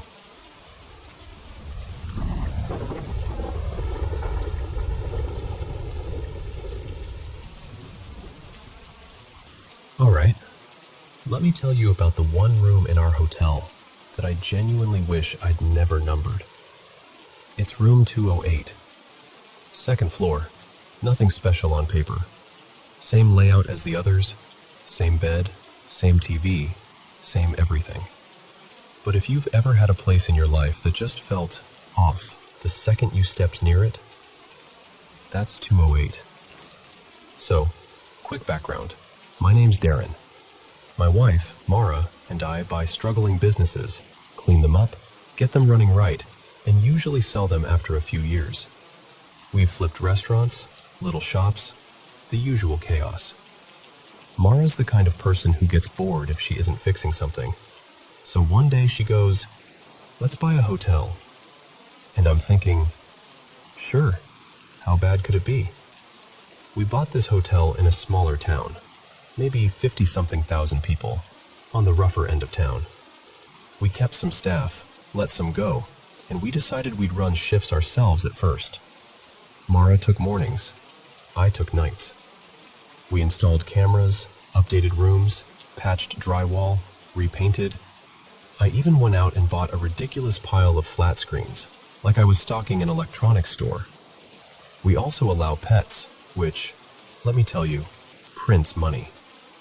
Most hotels around us don't, so we stay busy. And that's where room 208 first showed its teeth. One night, this guy checks in with 3 dogs. We usually cap it at 2, but he seemed fine, so I took a big deposit and let it slide.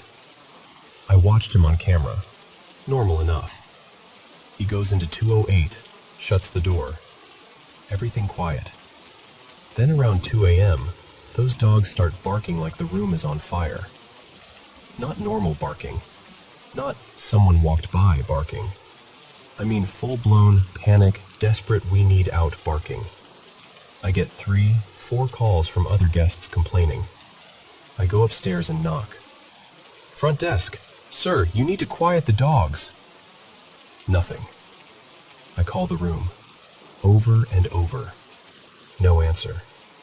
So I grab my master key card and go back up, and the dogs are losing it even harder. Scratching, whining, barking, throwing themselves at the door like something in there is trying to kill them. I knock again, crack the door open a little, and I'm yelling into the room like, "Sir, if you don't answer, I'm calling the police." Still nothing. Just the TV blaring and those dogs in full terror mode. Police show up. We crack the door, and the dogs instantly rush it. The officers won't fully open it because they don't want 3 terrified dogs launching at them, which, fair. So they tell me, we'll wait for animal control in the morning. Apparently animal control in this town clocks in at 8 a.m. sharp, like the dogs scheduled their emergency. So at 8, animal control arrives. Police come back. They open the door and, listen, those dogs explode out of that room like a damn cartoon.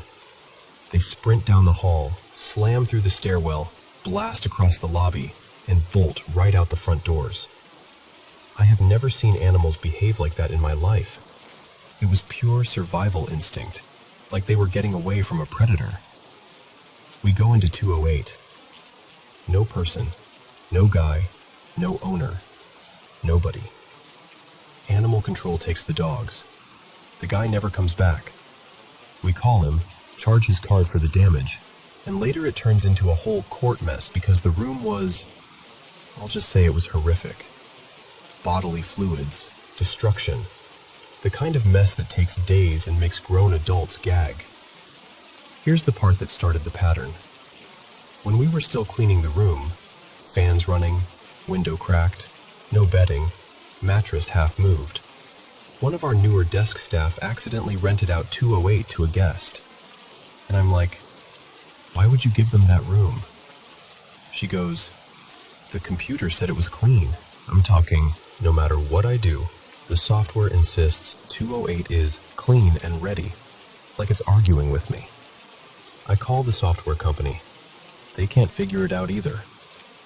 And then we notice something even creepier. The system will not let us successfully mark 208 as occupied unless someone is actually in there. It's like the room only accepts certain people. We finally finish repairs, put a guest in there. 3 hours later, he calls down and asks to switch rooms. I say, "What's wrong?" He pauses and goes, "Nothing's wrong.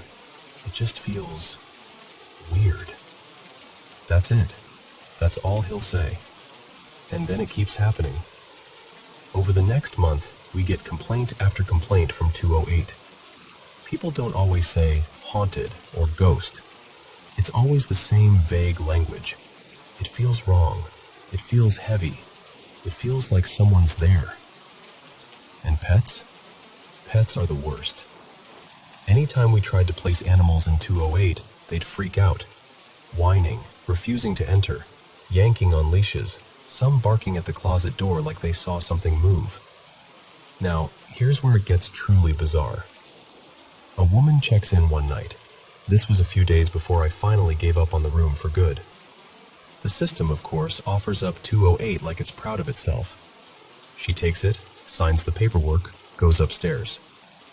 When I come in for my night shift, she's not in her room. She's sitting in the lobby, on our couch, just staring. From about 11 p.m. to 1 a.m., she doesn't move much. So I go over and I'm polite, because that's my job. "Ma'am, is everything okay? Is the room not comfortable? Too cold? Too hot?" I even crack a joke about the mattress being expensive, like, "Please, enjoy it. I paid enough for it." She looks at me and says, real calm, "It's too loud in there." And I'm like, "Too loud? Is someone else in the room?" She says, "No." So I ask her name. She gives me one. I check the reservation and it's under a different name. Now I'm confused, so I ask if she knows the name on the room. She goes, "Yes," and says it, correctly. And then she admits she used a friend's ID to check in, which is a huge no-no, like major. So I call 208. No answer. I go up, open the door with my master key. No one inside. I come back and tell her, "Ma'am, you can't just sit in the lobby all night. Do you even have a key?" She says no. Then she pulls out a cigarette and starts walking toward the front doors, and I follow her like, "Ma'am, I'm trying to help you. What is going on?" And she suddenly whips around, throws the room card at me and screams, "I'm not the one!" Just like that. I'm standing there holding a room key thinking, "Not the one? What?" She storms off. Cameras show her leaving the lot. 20 minutes later, she comes back, walks in like nothing happened, sits in the exact same spot on the couch. I tell her she can't stay here. She looks up and screams again, "I'm not the one!" I'm not proud of it, but in my head I'm like, okay, something is seriously wrong with this woman. Then she yells, "Leave me alone or I'm calling the police. I'm not the one." So I call the police myself. They show up, ask her basic questions. She doesn't know what day it is, doesn't know where she is. They say she lives nearby and they drive her home. But then I do the camera review, because now I'm fully locked in. And sure enough, a man did check in under that room. I see her go up with him. They're in there about 10 minutes. She comes back out alone. And the man? He never comes out. Ever. I watch footage for days. No hallway exit. No stairwell. No lobby. Nothing. It makes no sense. So I charge the card on file because I have the ID, I have the footage, I have the paperwork. That guy shows up furious, yelling at my front desk. "I'm not the one. I'm not the one. We dispute it with the credit card company. We win. Then he takes us to small claims court. And I swear to you, hand on my life, he stands in front of the judge and starts yelling again. I'm not the one. I'm not the one. And the judge is looking at him like, Sir, what are you talking about? And I'm sitting there thinking, okay, this can't be coincidence anymore. Because at that point, we've had, no exaggeration, 10, maybe 20 issues tied to that room. People in 208 either panic, get irrational, or start acting like someone's accusing them of something they didn't do. Always the same words. So we finally shut it down, turned it into storage, told staff, no one goes in there alone. I'm not even kidding. People refused to clean it. Funny thing is, even after we closed it, the system still tried to offer it up sometimes as clean and ready, like it was waiting. And because I'm a business owner, and yes, I'm greedy, I eventually reopened it. Just temporarily. Big group came in. Girls' softball team wanted basically the whole second floor. We cleared out storage, cleaned 208 twice, sprayed it, aired it out, everything perfect. 4 high school girls stayed in 208. I waited an hour after check-in. Everything seemed fine. I went to lie down. Then the police station calls us and says, someone from your hotel dialed 911, whispered, and hung up. I check our phone system logs. Room 208. I call the girls. Hey, you cannot call 911 from the room phones. They swear they didn't. An hour later, it happens again. Police call. Same story. I go up. Knock. The girls are clearly asleep. Like, dead asleep. Their coach comes out furious, thinking they're prank calling. So we remove the phone from the room. Problem solved, right? At 3 a.m., every phone in our office lights up. Red alert, 911. All of them. Front desk phones, office phone, main switch. Everything screaming that 208 dialed emergency. But there is no phone in 208 anymore. I hard reset the system until it finally shuts up. Then at 5 a.m., we're starting breakfast early because it's a packed house and teens eat like wolves. Fire alarm goes off. Level 1, the mild kind. Usually smoke from cooking. We check. No smoke. 10 minutes later, another level 1. I check the panel. Room 208. Again, no smoke. No smell. Our smoke detection device shows negative.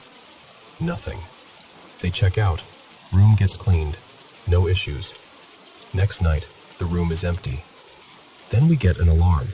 Low water pressure. I'm like, what does that even mean? I go to 208, open the door, and the sprinkler system is blasting water through the room, soaking the carpet, spraying the TV, soaking the coffee maker, everything. Like it picked the one moment nobody was inside and decided to flood itself. We shut it down, vacuum water, close the room again. And I'm telling you all this because even after everything, after rewiring, after ripping up parts of the floor, after fumigating, after turning it into storage, after swearing it off, it doesn't stop. Over the last year, guests started reporting shadows. Not just, I thought I saw something. Specific stuff. Someone standing over them. Movement in the mirror behind them. A tall, dark figure in the reflection. Staff started saying it too. Our housekeeper, she's been doing this forever. Nothing scares her. She props the door open to 208, refuses to close it behind her, and rushes like she's trying to outrun something. And the closet. I hate that closet. People report missing clothes, missing bags. One woman swore her suitcase was in the closet and it vanished. We searched everywhere. Nothing. A week later, her suitcase is suddenly sitting in our lost and found by the lobby. But there's no light, no wiring, nothing installed. It's just a plain, empty closet with a sliding door. Even the travel nurses, People who don't mess around, logical, practical, refuse to stay in 208. One of them came down in the middle of the night looking like she'd seen death and said, "I don't care if you put me in a supply room, I am not sleeping in that room." She wouldn't even go back upstairs for her bags. We had to send staff to get them. And lately, it's spreading. People have started reporting shadows not just inside 208, but in the hallway outside it. Guests say they see someone standing there late at night, and when they look again, it's gone. Then last night, this is the part that finally made me sit down and talk about it. I was locking up my office, and I hear 3 loud knocks on my door. I check the cameras. No one. I open the door anyway. Hallway's empty, but out of the corner of my eye, I see something move. A dark shape, just a smear of something, slipping down the corridor toward 208 like it belonged there. And I just stood there, holding the door open, feeling my stomach sink. Because at this point, I don't know what it is. Haunted, electrical, mental health coincidences, a cursed room, a gas leak, a pattern my brain wants to connect. I've tried everything. All I know is room 208 doesn't act like a room. It acts like it's waiting, and every time we let someone stay there, sooner or later, somebody ends up staring at me like they don't recognize where they are and screaming, "I'm not the one."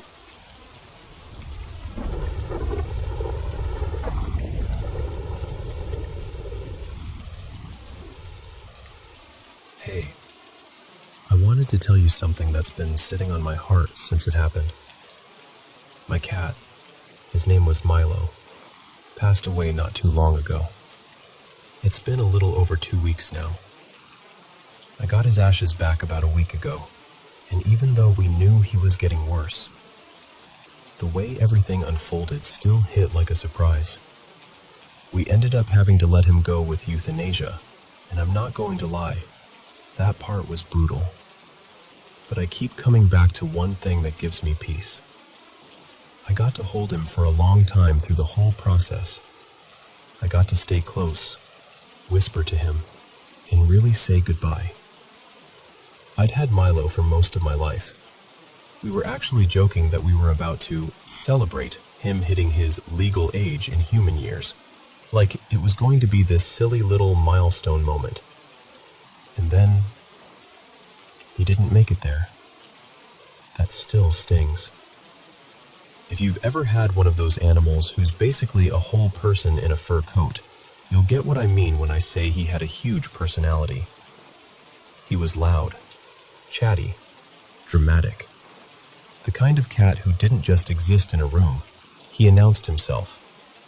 Honestly, if you stuffed the soul of a big, goofy dog into a cat's body, that was him. Anyway, this happened just this past weekend, and it was so intense that I still get chills thinking about it. I had family over, and my mom spent the night. And my mom, she's important in this story because besides me, she was the only other person who really took care of Milo. When I went away for college, she was the one feeding him, talking to him, rolling her eyes at his attitude. She knew him almost as well as I did. Like, she knew his moods, his routines, his exact voice. So early in the morning, still dark, I woke up to this long, loud meow coming from the hallway. And when I say loud, I mean it wasn't like a faint little, maybe I imagined it sound. It was one of those meows that has presence. It kept going, too. It didn't stop just because I woke up. And instantly, my whole body just went, "That's him." It wasn't just a cat sound. It was his tone, his specific way of calling out, like he was making sure you heard him. And at the same time, I had this strong feeling my mom wasn't in the bedroom anymore. I couldn't see well. My eyesight is awful, and I didn't have my glasses on. But I could just sense she'd gotten up. And what's weird is, I wasn't scared. I didn't even feel confused, really. I felt this warm, calm contentment, like my heart recognized him before my brain could start arguing. I remember thinking very clearly, that's Milo. He's here. And then I just let myself relax and go back to sleep.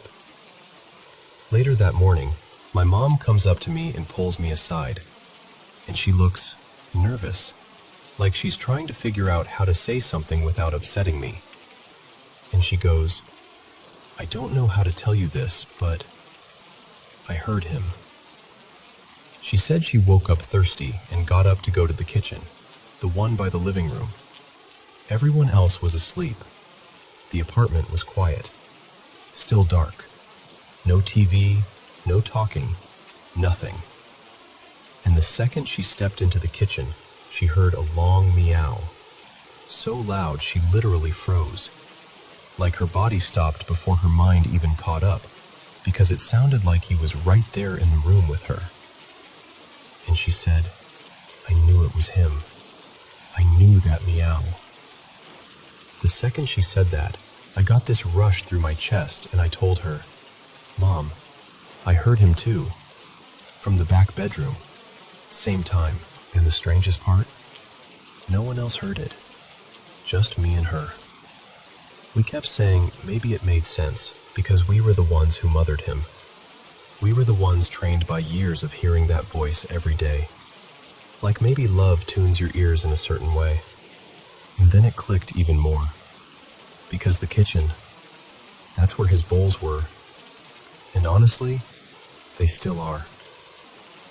After he passed, I made a little space for him, like an ofrenda.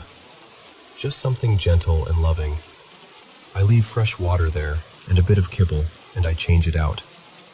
Not because I think he needs it in a literal way, but because it's my way of still caring for him. My way of saying, you still belong here. And it hit me. Of course it was the kitchen. And of course it was that time. Because before he got sick, this was his thing. If you woke up around 4 or 5 in the morning to get water, or you went anywhere near the fridge, he'd start up immediately. This long, dramatic, I'm starving, I'm dying, no one has ever fed me in my entire life, meow. Every single time. Like clockwork. So when we realized the meow happened right there, right then, it was almost funny. In this soft, aching way. Like he was still himself. And for me, that's what made it comforting. Not scary, not spooky, just familiar. Like he was saying, hey, I'm okay. And also, where's breakfast? So yeah, apparently my boy is still a little foodie on the other side, still meowing like he's ready to eat the entire kitchen. And honestly, that's perfectly okay with me. I'll keep his bowls filled here, just in case he still likes to check in.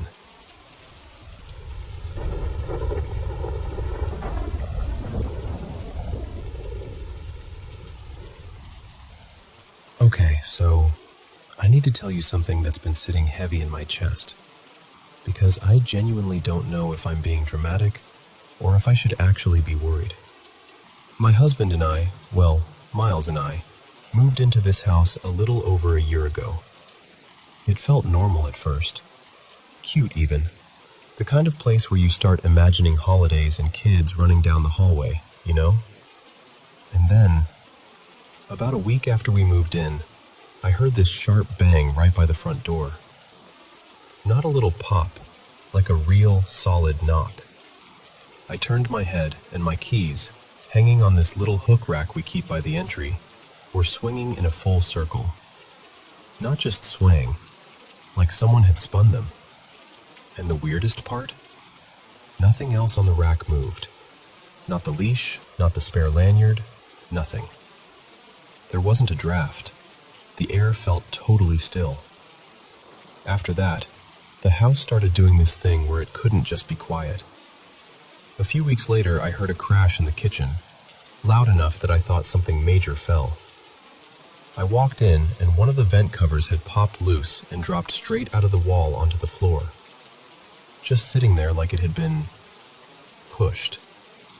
And here's the detail that still bugs me. That vent is right above our pantry door, because the pantry door has its own personality, apparently. There are days where I shut it, and it clicks, and I walk away. Then 5 minutes later, it's cracked open again. Sometimes I'll shut it over and over, 6, 7 times, before it finally stays. And I'd blame the latch or the hinge, except it doesn't do it consistently. It comes and goes like it's choosing when to behave. And when I'm home alone, Miles travels for work a lot. I hear things. Footsteps where there shouldn't be footsteps. Little thumps. The kind of noises that make you pause mid-breath and just listen. And I know houses make normal noises. I get that. But this doesn't feel like settling. It feels like I'm not the only one walking around. We have 2 big guard dogs. Sweet, but definitely the type who don't miss much. And they'll randomly start barking or whining at absolutely nothing I can see. It's usually at night, usually when the whole house is still, and it's never playful barking. It's that tense, low, something's wrong energy. Sometimes they'll stare at one spot like they're tracking something moving across the room. For the longest time, Miles didn't buy any of it. He'd do the whole, "Babe, it's an old house" thing, or tell me I was freaked out because he was gone so much. But then about a month ago, it happened to him. He was home, I wasn't, and he heard that same bang by the front door. He looked over. His keys were swinging in a full circle, exactly like mine had that first week. And when he told me, the way he sounded, it wasn't joking. It wasn't skeptical. It was quiet, like he didn't want to make it bigger by saying it out loud. And that night, this is the part that made my stomach flip. He woke up and swore he saw a figure in the corner of our bedroom, just standing there. He said it was only for a moment, but it was long enough for his brain to register, that's not a shadow.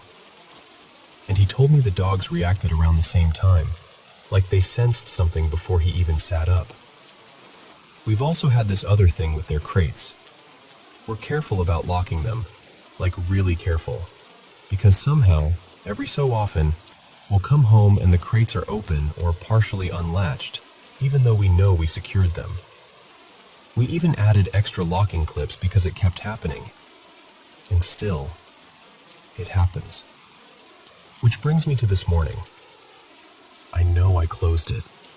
I remember it so clearly because I stood there with my hand on the handle, debating if I should go back inside to grab something I forgot, and I didn't want to risk waking the dogs. I literally stood there for like half a minute doing that mental math of, is it worth it? Do I need it? Can it wait? And I decided no.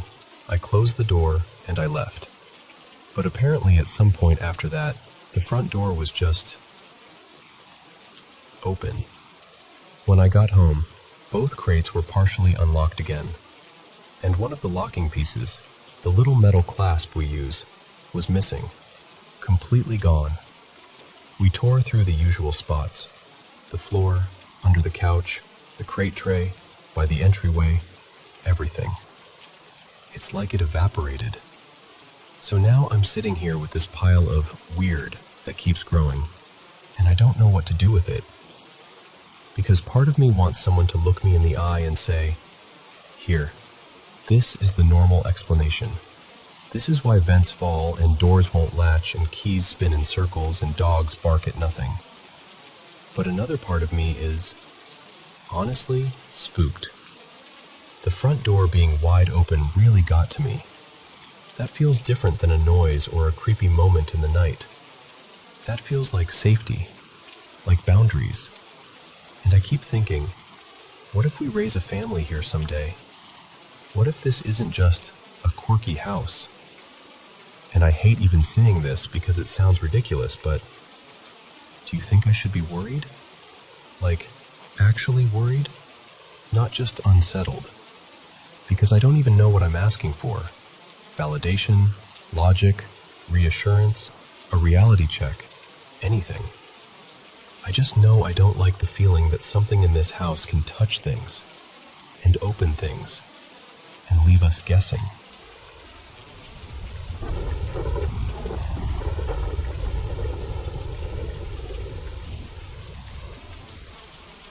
Hey, so this happened a few summers back, and I swear it still clings to me. I was about 13 then, still in middle school, and my house sat right across from the school playground. The school had this huge soccer field too, wide open, no real fence around it, just lights and empty space. It was one of those warm summer nights where the sky doesn't fully feel like night yet. Around 9:30 p.m., my best friend, let's call her Mira, was hanging out with me in the backyard. We were bored in that restless way kids get, and she goes, "Let's go over to the field and run around for a bit." And I know, it sounds harmless. It was harmless. At first. We crossed over like we'd done a million times before. No gates to sneak through, no fence to climb, just grass and that big open field, with a few lampposts glowing in the distance. We started running, laughing, doing stupid sprints like we were training for something important. Mira was having the time of her life. But almost immediately, I got that feeling. You know the one, like your skin knows something your brain hasn't caught up with yet, like you're being watched. I told Mira quietly, "Do you feel that? Like someone's here?" She rolled her eyes, smiling, and said something like, "You're just spooking yourself. Relax, it's fine." So I tried. I really did. We were out there maybe 10 minutes when I suddenly stopped right in the middle of the field. Mira kept walking, drifting a little farther away, like she was about to loop back around. And that's when I saw it. This shadow, low to the ground at first, moved fast to the left. My friend was walking to the right, nowhere near it. The shape reminded me of a dog, but not in a normal way. It looked wrong. Too big. Its legs seemed too long, like the joints were in places they shouldn't be, like it was trying to be an animal and failing. I stood there, frozen, staring at the spot where it disappeared, waiting for a real explanation to show up, like a stray dog, a person, anything. Nothing did. And that watching feeling got stronger, like the air itself was tightening. A few seconds later, I looked back toward the far edge of the field, and I saw a second shape. This one was taller, a solid black figure sprinting behind one of the lampposts in the distance. It moved fast, but the movement was wrong again. Too smooth, too unnatural, like it wasn't running the way a person runs. The moment I saw it, my voice came out sharper than I meant it to. "Mira, now, we're going home." She turned, confused. "Why? What happened?" "I'll tell you later," I said, and I didn't even wait for her to agree. I just started walking fast, like if I acted calm, maybe whatever it was wouldn't notice we'd noticed.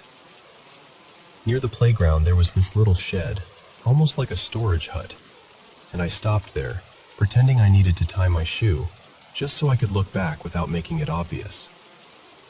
And I wish I hadn't looked, because it was there. The exact same tall figure stood in the distance, right around the spot where we'd been standing. And it wasn't standing like a normal person. It looked lifted, like it was balancing in a way that made my stomach drop. Then it shifted, almost like it rose higher, and I realized it was upright, staring straight at us. It was tall, like close to 2 meters. Thin, too thin, but it had this presence that made my body scream danger. Then it started running toward us, not walking, not hesitating, just charging. The distance to my house felt impossible, like the street stretched longer than it ever had. We reached the fence by my yard, and I risked one glance back. It was across the street, under the dim light, stopped now, just watching us. And I swear to you, it looked like it was smiling. We bolted inside. I slammed the front door shut, locked it, then locked it again like that would make it more real, more safe. Mira and I just stood there, gasping, staring at each other like we were trying to confirm we hadn't both lost our minds. Finally, I asked, "You saw it too, right?" And she nodded. No joke, no hesitation, just, yes. I didn't tell my family. I couldn't. I already knew what they'd say, that I was tired, that it was dark, that I imagined it. But I know what I felt, and I know what I saw. After that, I went down this rabbit hole online, trying to find anything that matched it. And I ended up reading about these things people describe in whispers, like you're not supposed to say the name out loud. Skinwalkers, mimics, whatever you want to call them. I don't know exactly what it was, but I know it wasn't normal. And even now, years later, I still think about that night way more often than I want to. Sometimes I'll look out toward the field and feel my stomach twist, like my body remembers before my mind does. So yeah, that's what happened. And if you've ever had something like that happen to you, if you've ever seen something that didn't make sense but felt real, I'd honestly like to hear it. Because part of me still wonders if it's out there, or if it was ever really gone.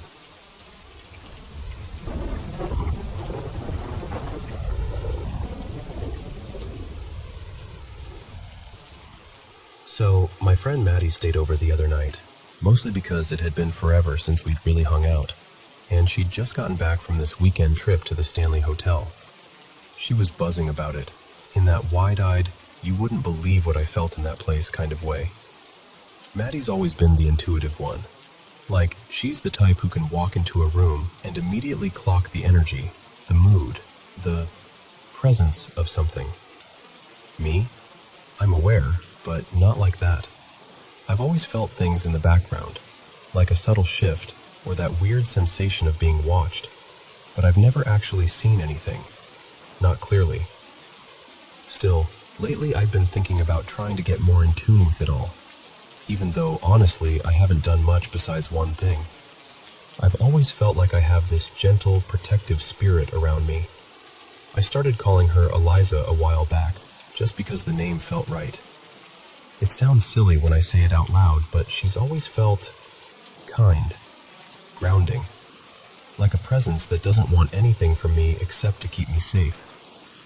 Anyway, after dinner, we got settled in my room, talking for a bit, and eventually the conversation faded out like it always does when you're tired. Lights off, quiet. That soft, half-asleep feeling creeping in. And then, it happened. I was drifting, right on the edge of sleep, when suddenly this image snapped into my mind so sharply, it didn't feel like a normal dream. It was a man, but wrong. He was upside down against this deep crimson-red background, with this sickly grayish skin and these bright, almost glowing white eyes. No expression, just staring. I swear my whole body jolted. I sat straight up, heart pounding like I'd been startled awake from a nightmare. Except it didn't feel like a nightmare. It felt like I'd seen something I wasn't supposed to. Maddie immediately sat up too.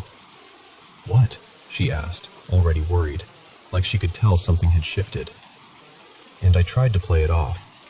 I told her, "It's probably nothing. I've had weird, almost dream things before." But even as I said it, I could feel how thin that sounded. My skin was buzzing.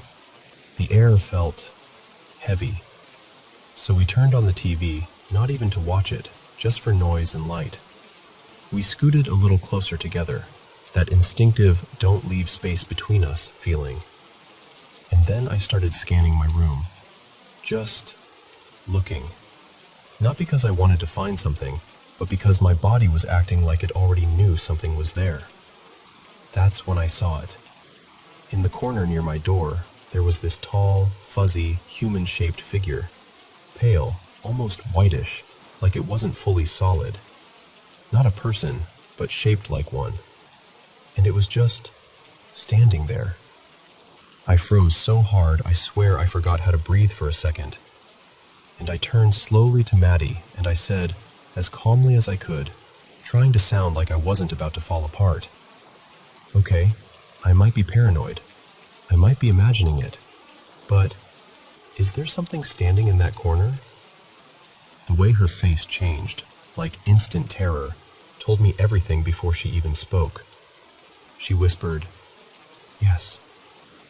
And that was the moment where I think my stomach dropped through the floor, because it wasn't just me. We weren't feeding off each other's fear. We were seeing the same thing. Maddie admitted she'd noticed it earlier, but she was trying to ignore it, like sometimes you do when you don't want to invite attention. But once I said it out loud, it was like the room acknowledged that we acknowledged it. We both knew we couldn't just pretend anymore. I grabbed my Bible from my bookshelf because I didn't know what else to grab. It felt like protection, like an anchor, like something that couldn't be twisted. We started asking questions, carefully, slowly. Maddie was trying to feel it out, and I was holding the Bible like it was the only solid thing in the room. And the answers were wrong. Dark. Not like a clear voice, not like a movie demon speaking English, but more like impressions, messages, a pressure that pushed meaning into your mind. It kept circling the same ideas. Evil, danger, she shouldn't be here. Like it wanted Maddie out, like it was targeting her. And then, everything shifted again, because I felt Eliza. It's hard to explain, but it was like warmth moving through static, like a familiar presence stepping between us and whatever that thing was. Maddie's eyes got wide, and she swallowed hard, like she was hearing something she didn't want to hear. And she started saying phrases out loud, like they were being handed to her in pieces. "The man. He's here. Corner. Get him away." I swear to you, it was the most terrified I've ever been while still being fully awake. So I started reading scripture, not because I knew the right verses, but because I needed my voice to do something besides shake. I needed to fill the space with something stronger than fear. Maddie stayed focused, like she was trying to push Eliza forward, asking for protection, asking for it to leave. And then, this part still gives me chills. Even the air changed. We both got this wave of cold, like goosebumps sweeping over our arms at the same time. And then it was like the room exhaled, like pressure lifting, like the corner wasn't crowded anymore. We looked, and it was gone. No fuzzy figure, no standing shape, nothing. We both just sat there for a second, kind of stunned, like we didn't know what to do next because our bodies were still in survival mode, but the threat wasn't visible anymore. I whispered "thank you" out loud to Eliza. Maddie did too. And I moved the Bible from the bookshelf and set it right next to the bed, like I didn't want it far away for even a second. We did eventually fall asleep, but it wasn't restful. We both woke up multiple times throughout the night, like that lingering adrenaline wouldn't let us fully drop. But the thing never came back. At least, we never felt it again. Never saw it again. And I'm still spooked. I really am. Because it's not the first weird thing that's happened around me, but it's the first time I've ever actually seen anything. Even if I couldn't see the details like Maddie can, I saw enough. And now I keep wondering, did something open up in me? Is that going to happen again? Was it a one-time thing because Maddie brought that energy back with her from the hotel? Or because I've been thinking more about being receptive? I don't know. All I know is that it scared me, and I don't feel like I have a clear next step. besides trying to stay grounded and not spiral. But yeah, that's what happened. And honestly, even saying it out loud still makes my skin prickle.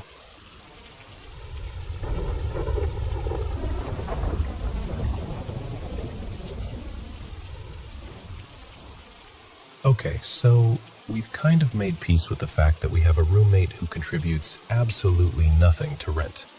Like, zero. And honestly, most days it's just little audio or visual things. Nothing that makes us feel unsafe. More like, really? Again? Energy? The woman who lived here before us, her name was Marilyn, I think.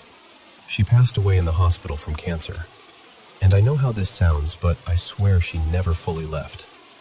Every now and then, I'll be in the kitchen, and I'll feel someone brush my back. Or, how do I say this without making it weird?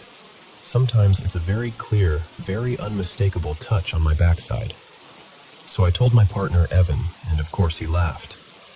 He's not the type who goes looking for paranormal stuff, but let's just say, he's seen enough here that he doesn't roll his eyes the way he used to.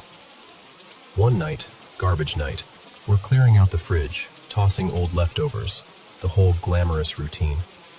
Evan suddenly stops and goes, totally serious, "Did you just touch my butt?" And I froze, because both of my hands were wrapped around this huge mixing bowl. I just stared at him and went, "I'm holding a bowl with both hands." Then I added, because I couldn't help myself, "Also, your butt is literally out of my reach right now." And I started laughing. He didn't laugh. He just stood there looking genuinely confused, like something in his brain had finally clicked into place. I honestly think that was the moment he fully accepted. Okay, fine. We live with a ghost. But then the squash thing happened. Evan usually gets home from work before I do. One afternoon, he was feeding our cat, and when he finished, he put these 2 squash we'd bought back where we always kept them, on top of the fridge. He turns to walk away, and then he hears this loud thunk from the dining room. Now, our dining room is connected to the kitchen, like open layout. And the weird part is where the squash landed, because if a squash falls off the fridge, you'd expect it to drop, right by the fridge. This one didn't. It landed several feet away, like it had been tossed. Not rolled, not bounced, not slid, just lobbed. Evan said he stood there for a second doing that silent math people do when they're trying to prove to themselves they're not losing it. When he told me later, I laughed and said, "Maybe our ghost just hates squash." We joked about it for like a week. Then, maybe a couple weeks later, we had squash again, because apparently we don't learn. I was planning dinner and I couldn't find one of them. I checked the counters, the pantry, the fridge, the little rolling cart, even places that made no sense because I was starting to feel mildly insane. Eventually, I gave up and just cooked something else. The next morning, I opened the freezer door to grab meat, and there it was. The missing squash was wedged into the freezer door. And not just sitting there, wedged, like shoved in with purpose. I had to yank at it to get it out. I just stood there holding this icy squash, staring like, what am I even looking at right now? So I called out to my son like, "Okay, be honest, did you do this as a joke?" And he was so sincerely confused he almost looked offended. He swore he hadn't touched it. And because I needed to know I wasn't losing my mind, I tried to recreate it. I took the other squash, the one that hadn't been frozen and was a little smaller, and I tried every angle, every height, every "maybe it bounced just right" scenario. I could not get it to lodge behind that bar in the freezer door. It kept bouncing out and dropping down. Even forcing it in took effort. Here's the funniest part. A friend of mine who's, let's call her sensitive, had been over months earlier to play Catan with us, and way before any of this squash nonsense, she casually mentioned, "Oh, there's a woman in your kitchen," like she was commenting on the weather. So now we call her our kitchen ghost. And our working theory, our deeply scientific, carefully researched theory, is that she simply does not like squash. And I'm not even kidding. When we buy squash now, I'll set them down and say out loud, in the most polite voice, "All right, Marilyn, please leave these alone." Because listen, if you're going to haunt my kitchen, fine, but stop messing with my groceries.